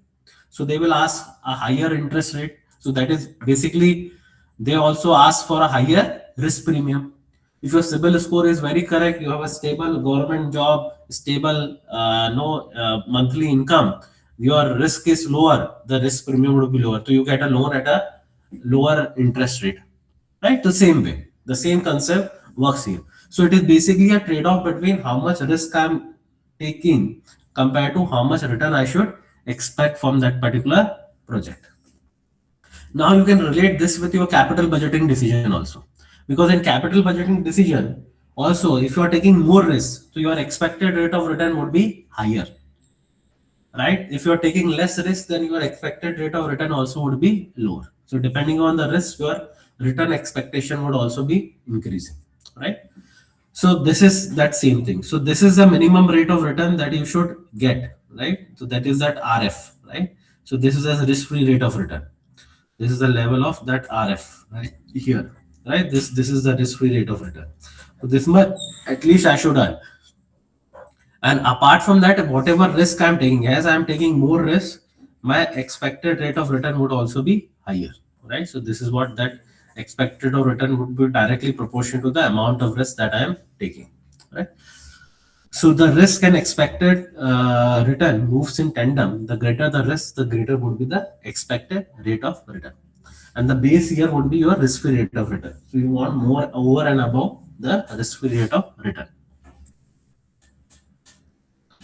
So whatever we have learned, right, is just a summary of everything over here, right? So the whole financial management will works on a concept of maximizing the share value, then maximizing the wealth of the shares, right? For that, they take different financial decisions, which are broadly divided into 4 categories. The one is, first is your investment decision or capital budgeting decision, where you decide which projects you should take on, which project would be beneficial for the firm and which projects is not. Then second comes your financing decision, that is also known as capital structure decision, that how to raise money from, what are the ways you can raise money from, what proportion of debt you should get, what proportion of equity, or either you should raise money from debt or full from equity or from internal sources of finance. That decision you make in financing decision. Then once the project get implemented, you earn some profit, then you have to decide whether to distribute that profit or not as a form of dividends. If you distribute, how much to distribute, what proportion of money you should distribute. And then last, you have a liquidity decision or working capital management decision, where you basically manage your current asset and current liability, and you make sure that you always have enough liquidity in order to meet the day-to-day expenses and how to meet your current liabilities. And whenever you take all this decision, you always trade off between risk and return. If risk is more, you are taking somewhere risk is higher, you will expect higher rate of return. So you always trade off between risk and return. Till here, anyone have any doubt?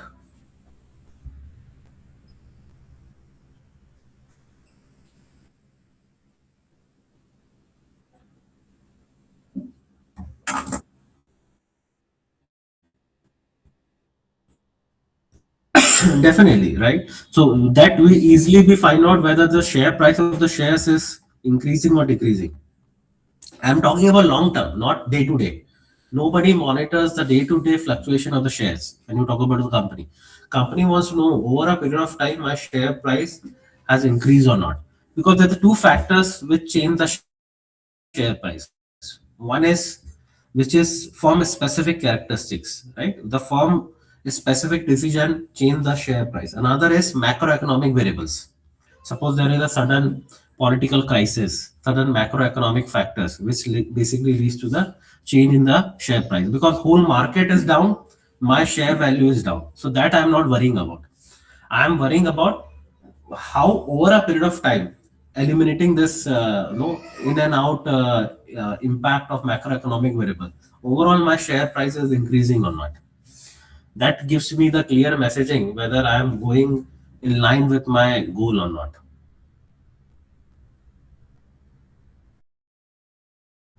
Am I clear?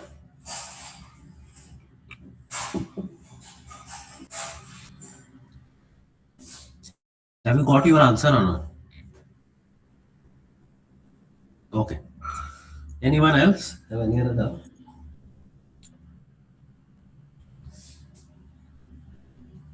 No. Okay, let's move ahead. Now, one more concept. Now, what is the importance of this financial management? So this would be, all this decision, whether it's a capital structure or capital budgeting, working capital management, dividend distribution, this always be looked by different, stakeholders, right? One is your creditors, the people who has given you the loan, right? So they will be always be watching your decisions in order to make sure that whatever money they have given you, whether they will get that money back or not, you are doing it well or not, right? Then another is the management itself will know by looking at this decision how well we are performing over the years, over a period of time, right? And then shareholder will always be looking at this decision in order to understand how good is their investment decision, whether they should continue or they should exit from the company. Now, another important aspects that we have to discuss, that is something called agency problem, right? Now, for agency problem, let me just tell you about first how the company works, right? Then we'll understand what agency problem is. Let me open a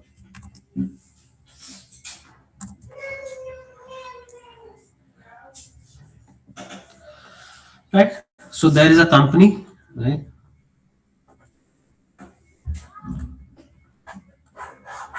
Right. The company's owners are your shareholders.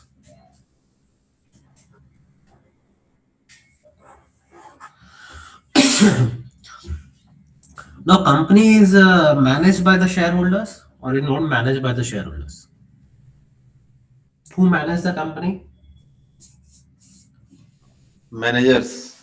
Managers, like the CEO or the executive team manage the company, right? CEO, CFO, CXOs, all this manage the company, right? And they take the day-to-day decision in the firm, right? And they want to ensure that, right? So now here, what conflict lies? Because the owner of the company is all managing the company. The company is managed by someone and owner is somebody else. So there might be a conflict that whatever decision this executive team is taking, that only be good for themselves, may not be good for the shareholders. Right? It may be possible that whatever decision they are taking would only be beneficial for themselves, may not be beneficial for the shareholders, or they're taking some decision which is not in the beneficial of the shareholders. So there's always might be a conflict between the shareholders and executive team, right? So this is known as basically your agency problem,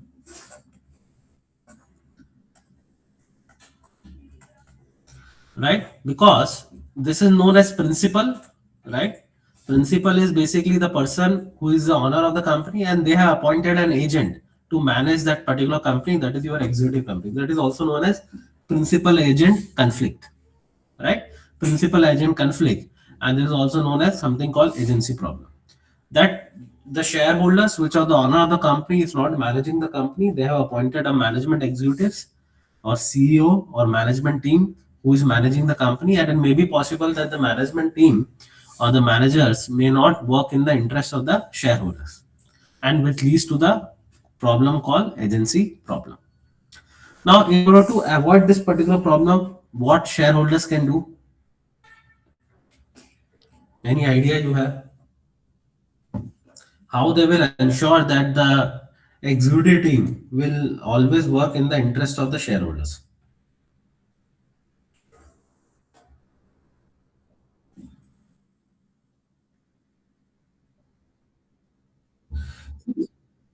Suppose CEO wants to get another term, so he always only work for a short-term gains. He may not look for a long-term gains, because or there is a CEO is going to retire, so he may not be worried about the long-term future. He is only worrying for the short-term,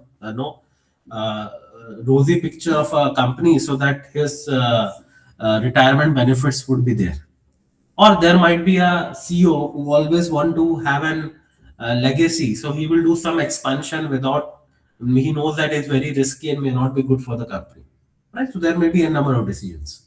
Or they are might doing something which increases their compensation, right? Or they may take certain benefits from the company, right? Indirect benefit in forms of increased compensation or variable compensation, which may not be directly benefiting the shareholders. So there are n number of conflicts might be there.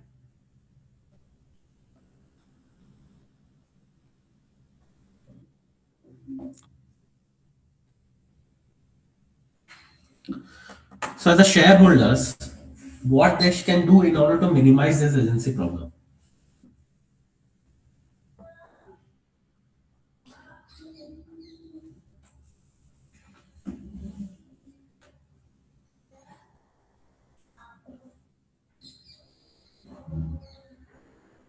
Shareholders meeting.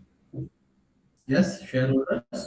Shareholders connect, wherein we connect with the shareholders to understand what they prioritize, etc., what the company is doing. Okay, so connect means AGM is a one way, right? They connect. But AGM happens only once in a year. Correct, sir. And the shareholders, a minority shareholder will not have that much of incentive to monitor a company. You hold 10 shares, will you have that much of incentive to do monitoring and all that? Because your cost of that monitoring would be much higher than the benefits that you are going to get it. You may have a free rider problem, right? Because you monitor, but the benefit would be shared by everyone, right?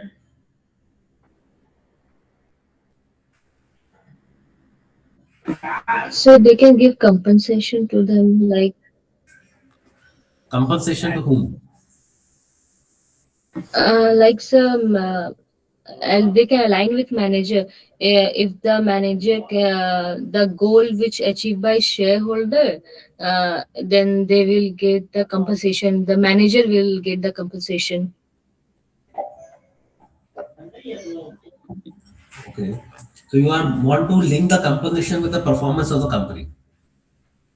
But the problem is that the performance of the company may be may be shown in a different perspective, right? I have given you some example of profit maximization also, right? So they might be focusing only on a short term rather than on long term, because their variable pay only depends upon the short term goals, not on the long term goals. So they will focus only on short terms. For a longer run, that may not be good for a company. So the best way is what? You give ownership to the managers, right? If they become the owner of your company, then what will happen? If the manager also becomes the shareholders, then what will happen? Then the company welfare becomes also their welfare. The company Yes. shareholder wealth maximization also becomes their wealth maximization, right? That happens in family firms, right? Suppose you talk about Mukesh Ambani, right? Mukesh Ambani is also the CMD of a company, as well as he is also the shareholder of a company, right? So he knows that if he doesn't do well in a company in a longer run, he is actually killing his own money, because he is the largest shareholder of a company. So he will make sure that the company will do well in long term future, right? You're getting your point. So if you make shareholders manager as a shareholder of a company, then most of the agency problem will go away. But it will rise to another agency problem. Can anyone tell me what problem it will rise if you do that? If the shareholders itself becomes the manager of a company. Conflict of interest will arise, sir. Everybody would have Between whom? different. Between whom? Between the shareholders. Now, let's say somebody owns 10% of the company versus somebody who owns 30%. They will start fighting. So Yes. there will be not be any unanimous decision making. So when what happens when manager becomes a shareholder of a company or owner of the company, then there is a something conflict called the conflict between majority ownership, the person who is holding the majority ownership, and the person who is in the minority ownership. Right? So the conflict arises between the majority and minority ownership. Suppose you talk about the Reliance, right? So suppose in Reliance, right, there is a one family is holding a largest ownership, right?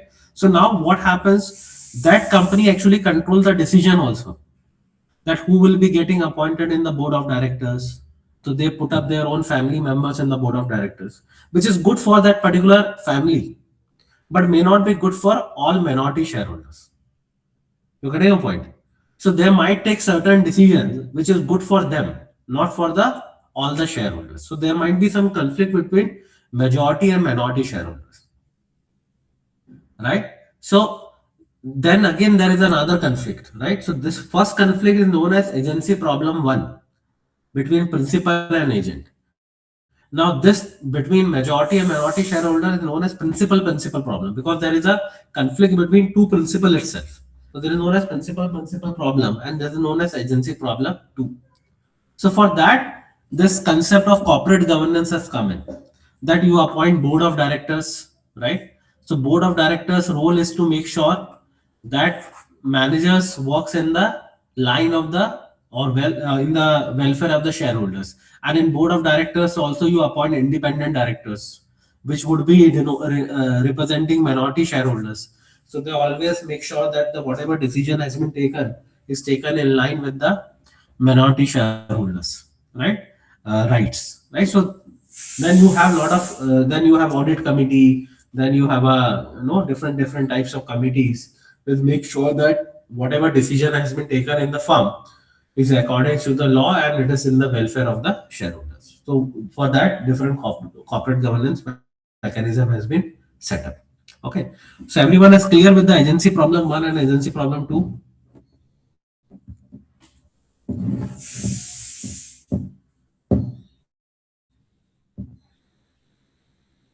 Okay. So there is a principal agent relationship between the manager and the shareholders. In theory, the manager should act in the best interest of the shareholders. But in practice, manager may maximize their own wealth in form of a high salaries and perk at the cost of shareholders. This conflict is known as agency problem and results into the agency cost. And agency cost includes that the less than the optimum share value of a shareholders and costs incurred by them to monitor the action of managers and control their behavior. So whatever costs they incurred in form of losing the opportunity of higher share price or the cost of monitoring, right, for the managers, so they all come under something called agency cost. So one of the case discussion we have to do in this line is called all have aware of Satyam, right? The failure of Satyam, right? Everyone have heard about Satyam? Satyam? Huh? Yes? What you said? I'm unable to hear you. Yes, Satyam, yes. The Satyam failure, governance failure. The Satyam was one of the leading IT companies in India, right? And it got bankrupt and ultimately got acquired by another company, right, because of this failure, right? So what we'll do one kind of a small case study on this. So let me share this case with you.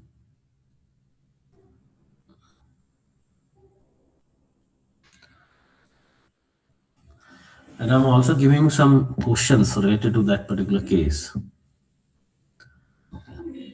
So I can share in the chat, right? You can get it.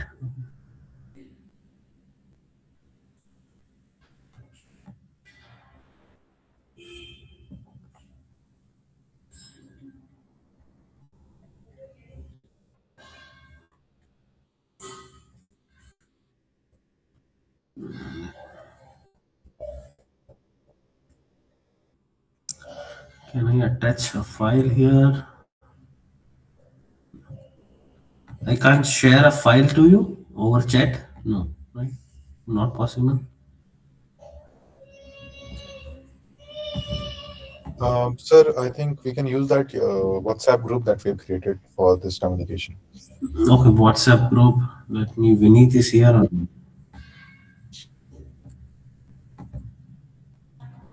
Vineet, because I am not a part of that WhatsApp group.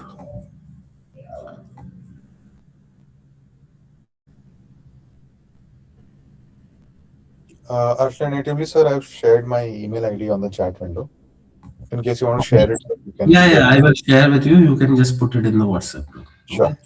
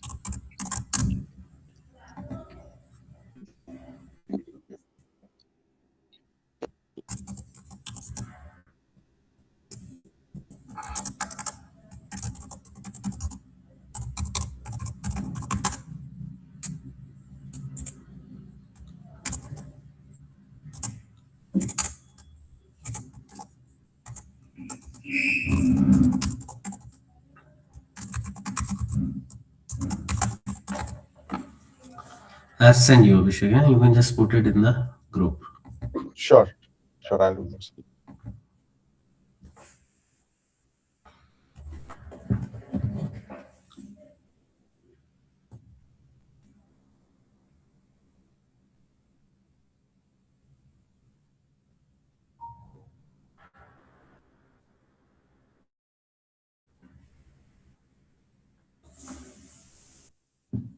Got it, sir. Sharing shortly. Okay.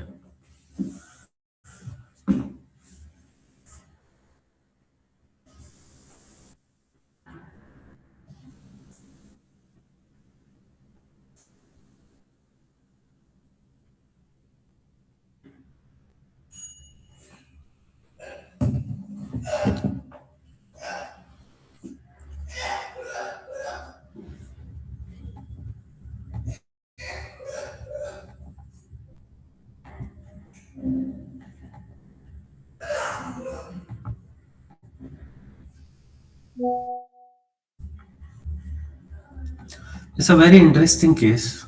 You will understand. It's done, sir.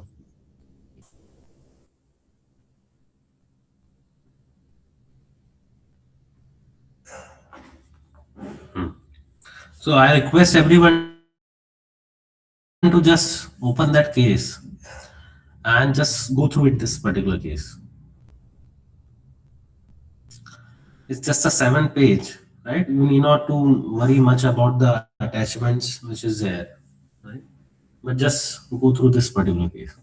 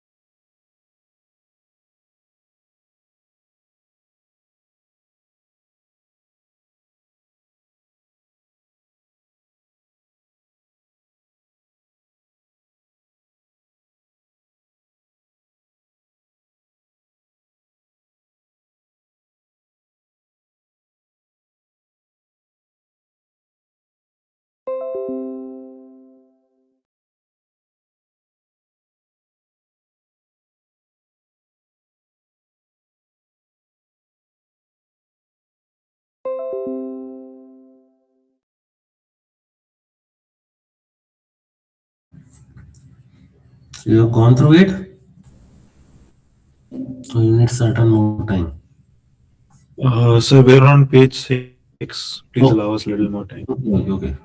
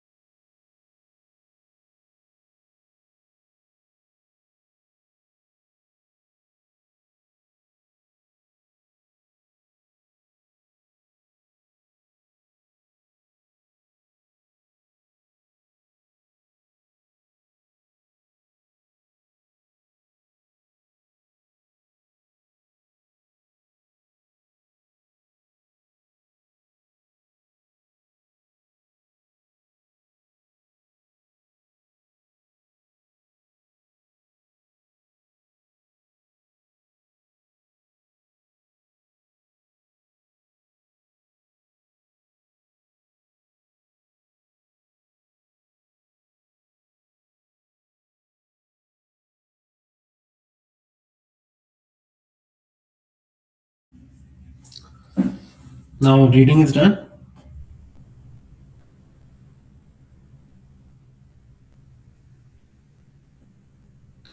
You have completed the reading.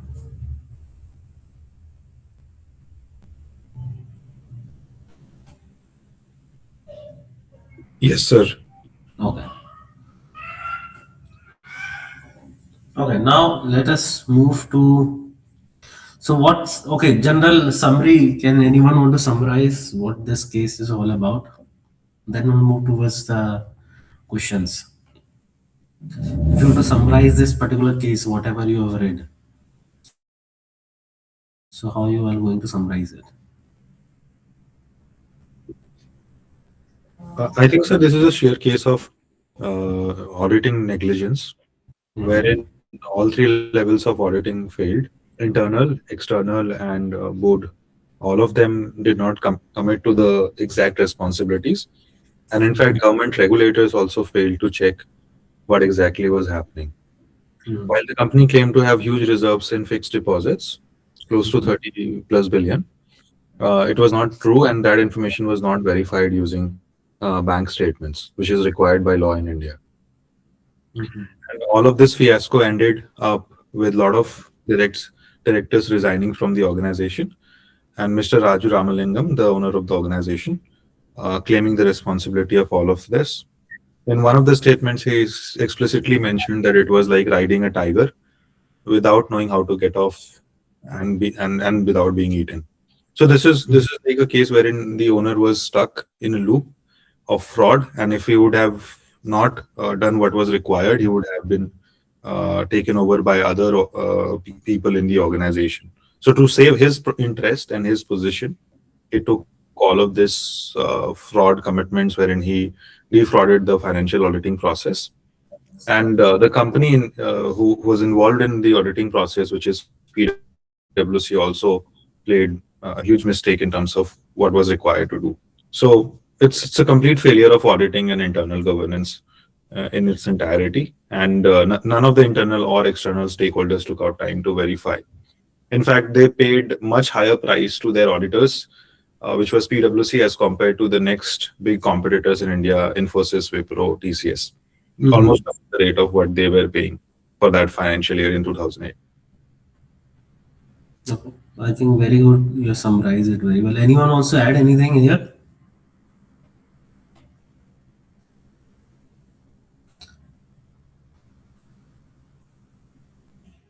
Okay, so now let us move towards the Q&A part, right? The first question, if you see, it is discuss the circumstances under which Satyam fraud was exposed. What do you think were the reasons for the fraud? Could this fraud have been prevented? So we'll go one by one. First, we'll talk about the circumstances under which the Satyam fraud was exposed. So what leads to this expose of this particular fraud? Anyone wants to attempt this? It is basically an acquisition of Maitas, right? At that particular point of time, the fraud got exposed. Because they did not have cash with them to complete the transaction. No, not the cash one. That the shareholders have opposed it. Right? That was the reason. If you see this section, unfolding of the crisis, right? On December 16, 2008, the Satyam board approved a 51% of acquisition of Maitas Infra. If you see this particular name, it is nothing but opposite of Satyam. If you write Satyam oppositely, it becomes Maitas, right? It is one of the related party transaction what they are trying to do, because this company was again a company of his relatives only. A listed company at a BSC for USD 1.3 billion and 100% stake in the unlisted firm Maitas Property for USD 300 million. Both of this firm were construction and the real estate business and were promoted by the two sons of Satyam chairman. So it was the companies of his sons only, right? So now it's a clear case of one of the related party transaction only, because you are acquiring its own relatives company. Ramalingan Raju, the Raju immediately family and friends held 36% in the Maitas Infra and 35% in Maitas Property. The successful completion of the acquisition required borrowed USD 3 million to add USD 1.2 million in cash the Satyam claimed to possess. The Satyam justified the diversification in the real estate and the property business to ground the real estate was a sunrise industry in India, and the diversification was essential given a sluggish growth in IT business as a key market such as US and Europe. So what was their plan? Because this cash was actually not existing. So what would have done, they have just said that we have acquired these two companies by this much cash, but the cash was not there. So that they would have shown that we have spent this particular cash, and those two companies anyhow have no values, right? So that was their actually plan to replace that cash which was not there by terming it as an acquisition of these two companies. That now see the power of shareholders, right? So that is very much important, right? The investor reacted very negatively to this news, right? So the shareholder reaction becomes very, very important, right? Resulting a 55% decline in Satyam ADRs. Now, what is ADRs? Understand what is ADRs? It is not, it is, what is ADRs? Anyone knows? It is called American Depository Receipts, right? So it is basically kind of a share which is listed in US. So you are not directly listing the shares, you are listing those shares with a route through a bank. And the bank is issuing the shares on your behalf. So that particular route is known as ADRs. So it is like a shares, but it is not technically a shares.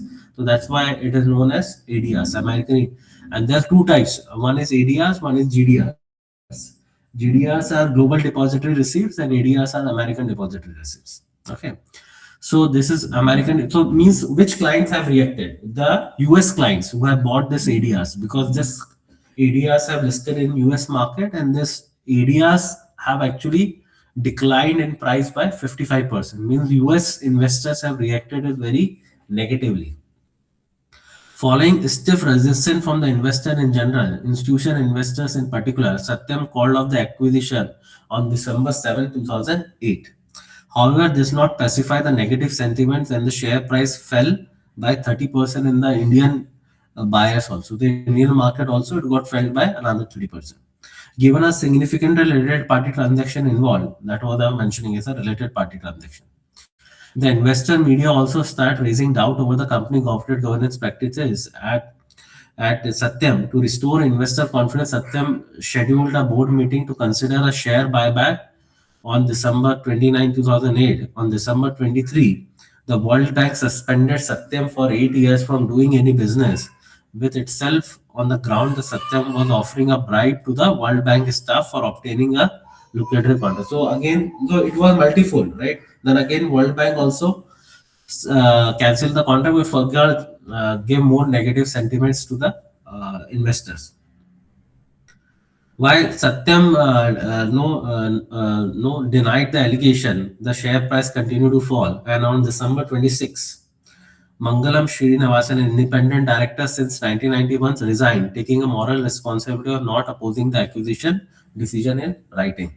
On December 28, right, Satyam postponed the board meeting scheduled for December 29. On the same day, IFLS Trust sold 4.41 million Satyam shares at INR 139.83 in open market. The Raju and the family. Now, this is very important line, right? The Raju and his family pledged these shares in a lieu of the loan obtained from IFLS Trust. As a result, Raju and family stake diluted to 5.13% in the last December from a high of 8.65 in September. And this one more line you have to look into here. What they were doing over a period. Yes, see. To meet the Satyam cash commitment, Radu have also taken the loan from his friend's family and other by pledging this share. His ownership stake declined from 20.74% to 8.74, which further declined to 5 when IFLF sent it.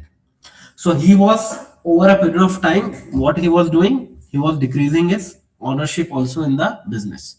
So now this also is a very negative sign for any business. If the promoter or the founder of the firm over a period of time try to decrease his ownership, it means that something is not good in the business. That why he is liquidating his ownership over a period of time, right? So that also one of the signal that the investor should look into. So the main reason that has come out because of they were acquiring this they were trying to do one related party transaction by acquiring this Maitas Infra.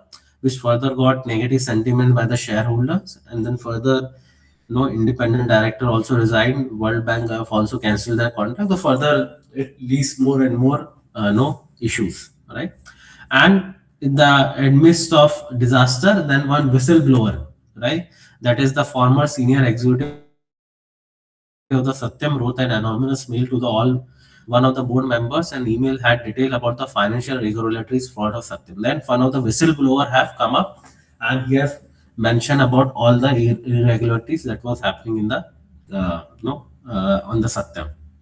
And letter also mentioned that Satyam did not have enough liquid asset and could be confirmed with the bankers, and an email was forwarded to all board members along with the chief executive officer, and some people speculated that letter will ultimately become the basis for uncovering the financial fraud. So that was the series of sequence which leads to the unfolding of this particular fraud that was happened in the Satyam. Okay, so that was the first part of the question. Then second part, what do you think? What were the reasons for the fraud? Now that's I'm giving it to you to answer. That what do you think after reading it? What are the reasons because of why this fraud has been occurred? I think the baseline is, sir, because Mr. Raju was supposed to maintain the stock price. If it did not show consistent profits, which never existed in the first place, his stock price would have taken a plunge, and that would have negatively impacted the growth of the organization. But do you think that they were not able to generate the profit? They were generating 3% net profit, which was much lower than their competitors in the market, which were and they were netting around 20%. Claimed by Ramalingam Raju, right? But what you think? I'm asking about your perspective. Because see, if you read this, because at that particular point of time, others were earning, see, this particular, right? No? This is Raju claim, right? I'm not saying what he is claiming. What do you think? Right? This is the claim of Raju. Raju claimed that the Satyam was earning 3%, while other competitors were earning 20 to 25%. The same business, same client, same rate, right? So, as per your understanding, what is the what was the reason of the fraud? Not the Raju perspective, I'm asking.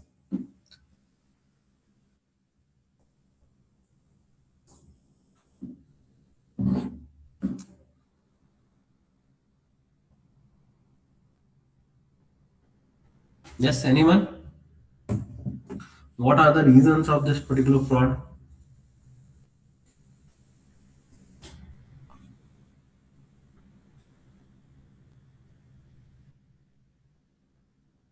Okay, one is that auditing infrastructure was not fun, or the auditing were compromised, audit quality was compromised. Okay. Indirect way, he was withdrawing money from the company, sir, by claiming that They were actually, it's a clear case that they were spinning off the money, right? They were trying to take out the money over a period of time from Satyam, and is trying to use it for his own purposes. If you read this particular section, right? According to the CBI charge sheet dated this April 9, 2009, Raju and his family has the total 327 company registered in their name. This is registered, unregistered we don't know. This is registered. The family members are the director of this company. Since these firms are not registered in the stock market, they were not required to follow the standard governance practices and publicize the detail of their business dealing. Right? So they were opening this many company from where they might be getting money from. Right? So there might be a case that they might be spinning off, or they might be taking out the money gradually over a period of time. That's why they were diluting their ownership also, because they know that at some day it will come out. At that particular time, they would be in a position to lose less amount of money rather than they were losing a very high amount of money if they would have a higher stake in the company. Okay. Regulatory lack. Yeah, definitely. Regulatory lack, you can say, in terms of auditing. Yes, they were not able to, because generally the government don't do the auditing of a company, right? It's generally the external auditor report that what regulators believe, right? Because But CBI don't also, do audit of a individual company, right? also after this case, SEBI have imposed some rules and regulation Yes, changes. yes. So that definitely after that only Already there. sorry. That loopholes already in the system. Satyam used this. Ramalingam Raju used this actually. Yeah, see what happened. Suppose you talk about US. US have best rules in terms of governance, right? Still, Enron happened. Still, WorldCom happened, right? See, some rules you may not be known that this loop might be used until unless one of the case you will not find it. So I will not say that regulatory have a full role in this, but regulators always should be watchdog, right? That how they can improve the system over a period of time. But they would have improved it beforehand. Definitely, this crisis would have been found out much earlier, right? But somebody is doing something wrong in a company. That the primary job is of auditor to flag this off, right? Because SEBI cannot do so much of detail analysis. That's why now SEBI have bought it that independent directors also have to own if something goes wrong in the business. They will also be held responsible. Till that particular point of time when Satyam happened, directors have no direct involved, means director can easily shy away and say that we are not aware of. And now in financial statement, the CEO and CFO have to sign also that they also take a legal responsibility or certainty of the statement, which was not done previous issue. So definitely those measures would have been taken much earlier. But generally, this is generally we see in US also. Once the crisis happened, then only they have introduced the SOX Act. Before that, Enron and WorldCom, the SOX Act was not there. Then they have introduced this Sarbanes-Oxley Act, right? The same happened in India. And then after that, they have introduced the Clause 49 of LODR Act, which talks about a lot of stringent requirement of governance. So now the another part of this particular question was, could this fraud have been prevented? Yes, this would have been prevented if the auditors if was supposed to do their work and they were easily flagged off this issue much earlier. If the regulations, more stringent regulation were in place, so this kind of fraud would have been avoided. Okay. Now let's talk about the second part, second question. Examine the role of internal controls in the prevention of fraud. So let's talk about your organization. And let's talk about your organization, how the internal controls. Internal control is basically the internal audit section. We're not talking about the external audit. Here we're talking about the internal audit. How much internal audit is important in flagging of such kind of issues in an organization. It is a general one, given this context of Satyam. Because here the internal audit have completely failed. They have not flagged off any issues. But what do you think in terms of internal audits in your organization? How much they are important in controlling such frauds? Especially in government organization like BCCL, ECL, the internal audits are very, very important. Each file has to be first approved by the internal audit section, right? So you can throw some lights on this.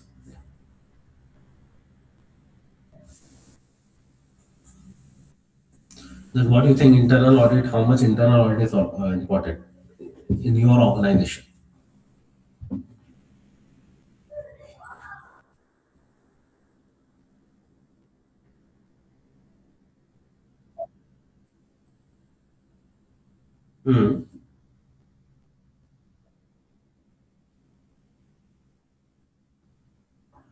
So there's a third party. EY is doing your internal audit. EY do your EY does your internal audit. So all purchase related thing first needs to be approved by them before you purchase, or it happens after.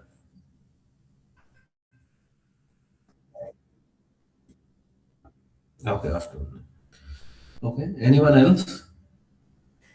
In ECL or in Coal India, actually internal audit or tender related issues. At first, one tender committee is there.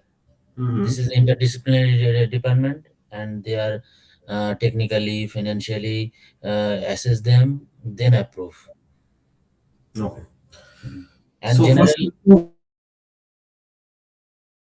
get a internal audit clearance, right, before even floating the tender, right? yes, Yes. and also there is a vigilance department who doing this tender assessment after assessing the assessing the company's loss or profit. Vigilance actually doing the CT or and also doing every year routine test, routine tender scrutiny like that. Another vigilance department.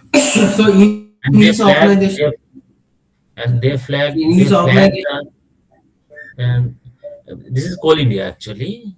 This is the general standard form of Coal India, and also some all PSUs also. This is the standard practice. so even in our case, like in IIT Dhanbad, also we have to get all files cleared from internal audit section. Then only you are going to allow them to issue the purchase order. Right? Before that, Yes, you are yes, not allowed to issue the purchase yes. Same, So all same government procedure. organization, wherever the government is involved, you tend to follow such.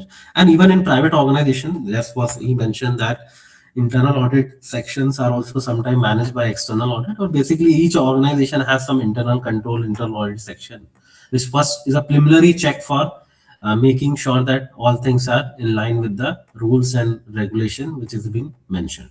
Okay. Now, third one, if you have to, third question is critically evaluate the corporate governance mechanism adopted by Satyam.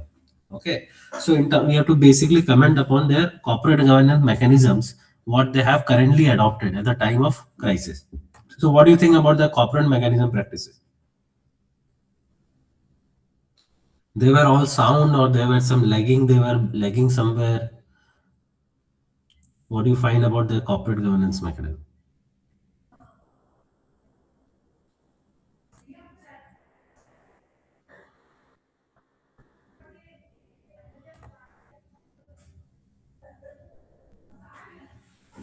Anyone?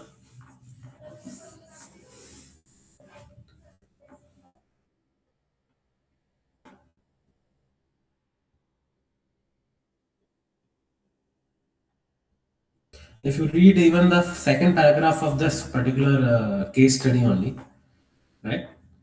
The Satyam had been as a pioneer in corporate governance practices.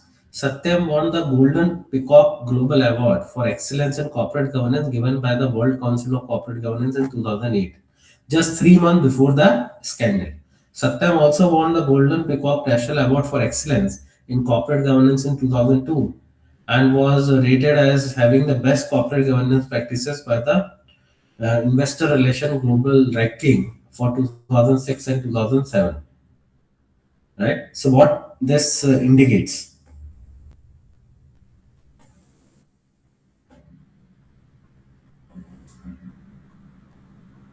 This indicates that they were having all very good corporate governance practices on paper, right? They were having everything fine in the paper. They were having independent directors. If you see their board of directors, if you see the names, right, this you see the all independent director, non-executive. Professor from Harvard, right? Then another is from Kennedy School of Management. Another is from Indo-US Ventures LLC. Then Dean of ISB, right? Then Cabinet Secretary from Government of India, retired one, right? The Chairman of NAM. So all were good people, right? All independent directors were good members, and they were all very famous people, right? In their disciplines, all were independent directors, right? So on paper, every group files, they got the awards and everything, right? So what it indicates? So what kind of conflict? If you talk about the agency conflict here, right? What we have learned here, Abhi, just now, agency problem 1 and agency problem 2. So what kind of conflict you see here? On paper, everything was fine in terms of governance, but in practice, they were lagging, right? So means that all independent directors were there, but all were following the direction of the majority ownership, that is Ramalingan Raju. Because he was having the promoter, he was holding the founder ownership, he was having the majority ownership. So he was basically controlling the board. Even though you have a big names in the board, but when a board, when you have a so much powerful person in the board who is actually owning the company, then you basically tends to follow whatever he's saying, right? You don't express your true opinion. So basically that particular person controls the board. So on paper you may have a very good corporate governance policy, but in practice it becomes very difficult to follow, right? So that happens in most of the firms where you have a family ownership, right? Or you when you have a very high founder ownership, or you have a very high promoter ownership. So basically they basically control the board decisions. Okay, so that is another thing that we have to keep in our mind. So what we'll do, we'll stop it here today, and another 4 questions are remaining that we will continue in our next class. So till here, anyone have any doubt? Because it would be too much for you for your first lecture, right? So if you have any doubt till here, you can please ask me. Sir, just one question. So you recommended 3 books, sir. Which one we should read? I mean, all 3 not possible. No, I.M. Pandey is easy. You can go with I.M. Pandey. Financial Management by I.M. Pandey. Okay, sir. And sir, today's PPT, can we get it, sir? Yeah, we'll send you the PPT. Yeah. Okay. Okay. Anyone? Ayush, you were asking something. Okay, we'll send you. Okay. Anyone have any other doubt? Okay, then I will see you. Okay, in the next class. I think we have a class on Wednesday, right? Evening, right? I will meet you on that. The same link will be used now, right? For all the classes, the same link will be using. So whenever we have a class, we will join with this same link. Okay. Thank you.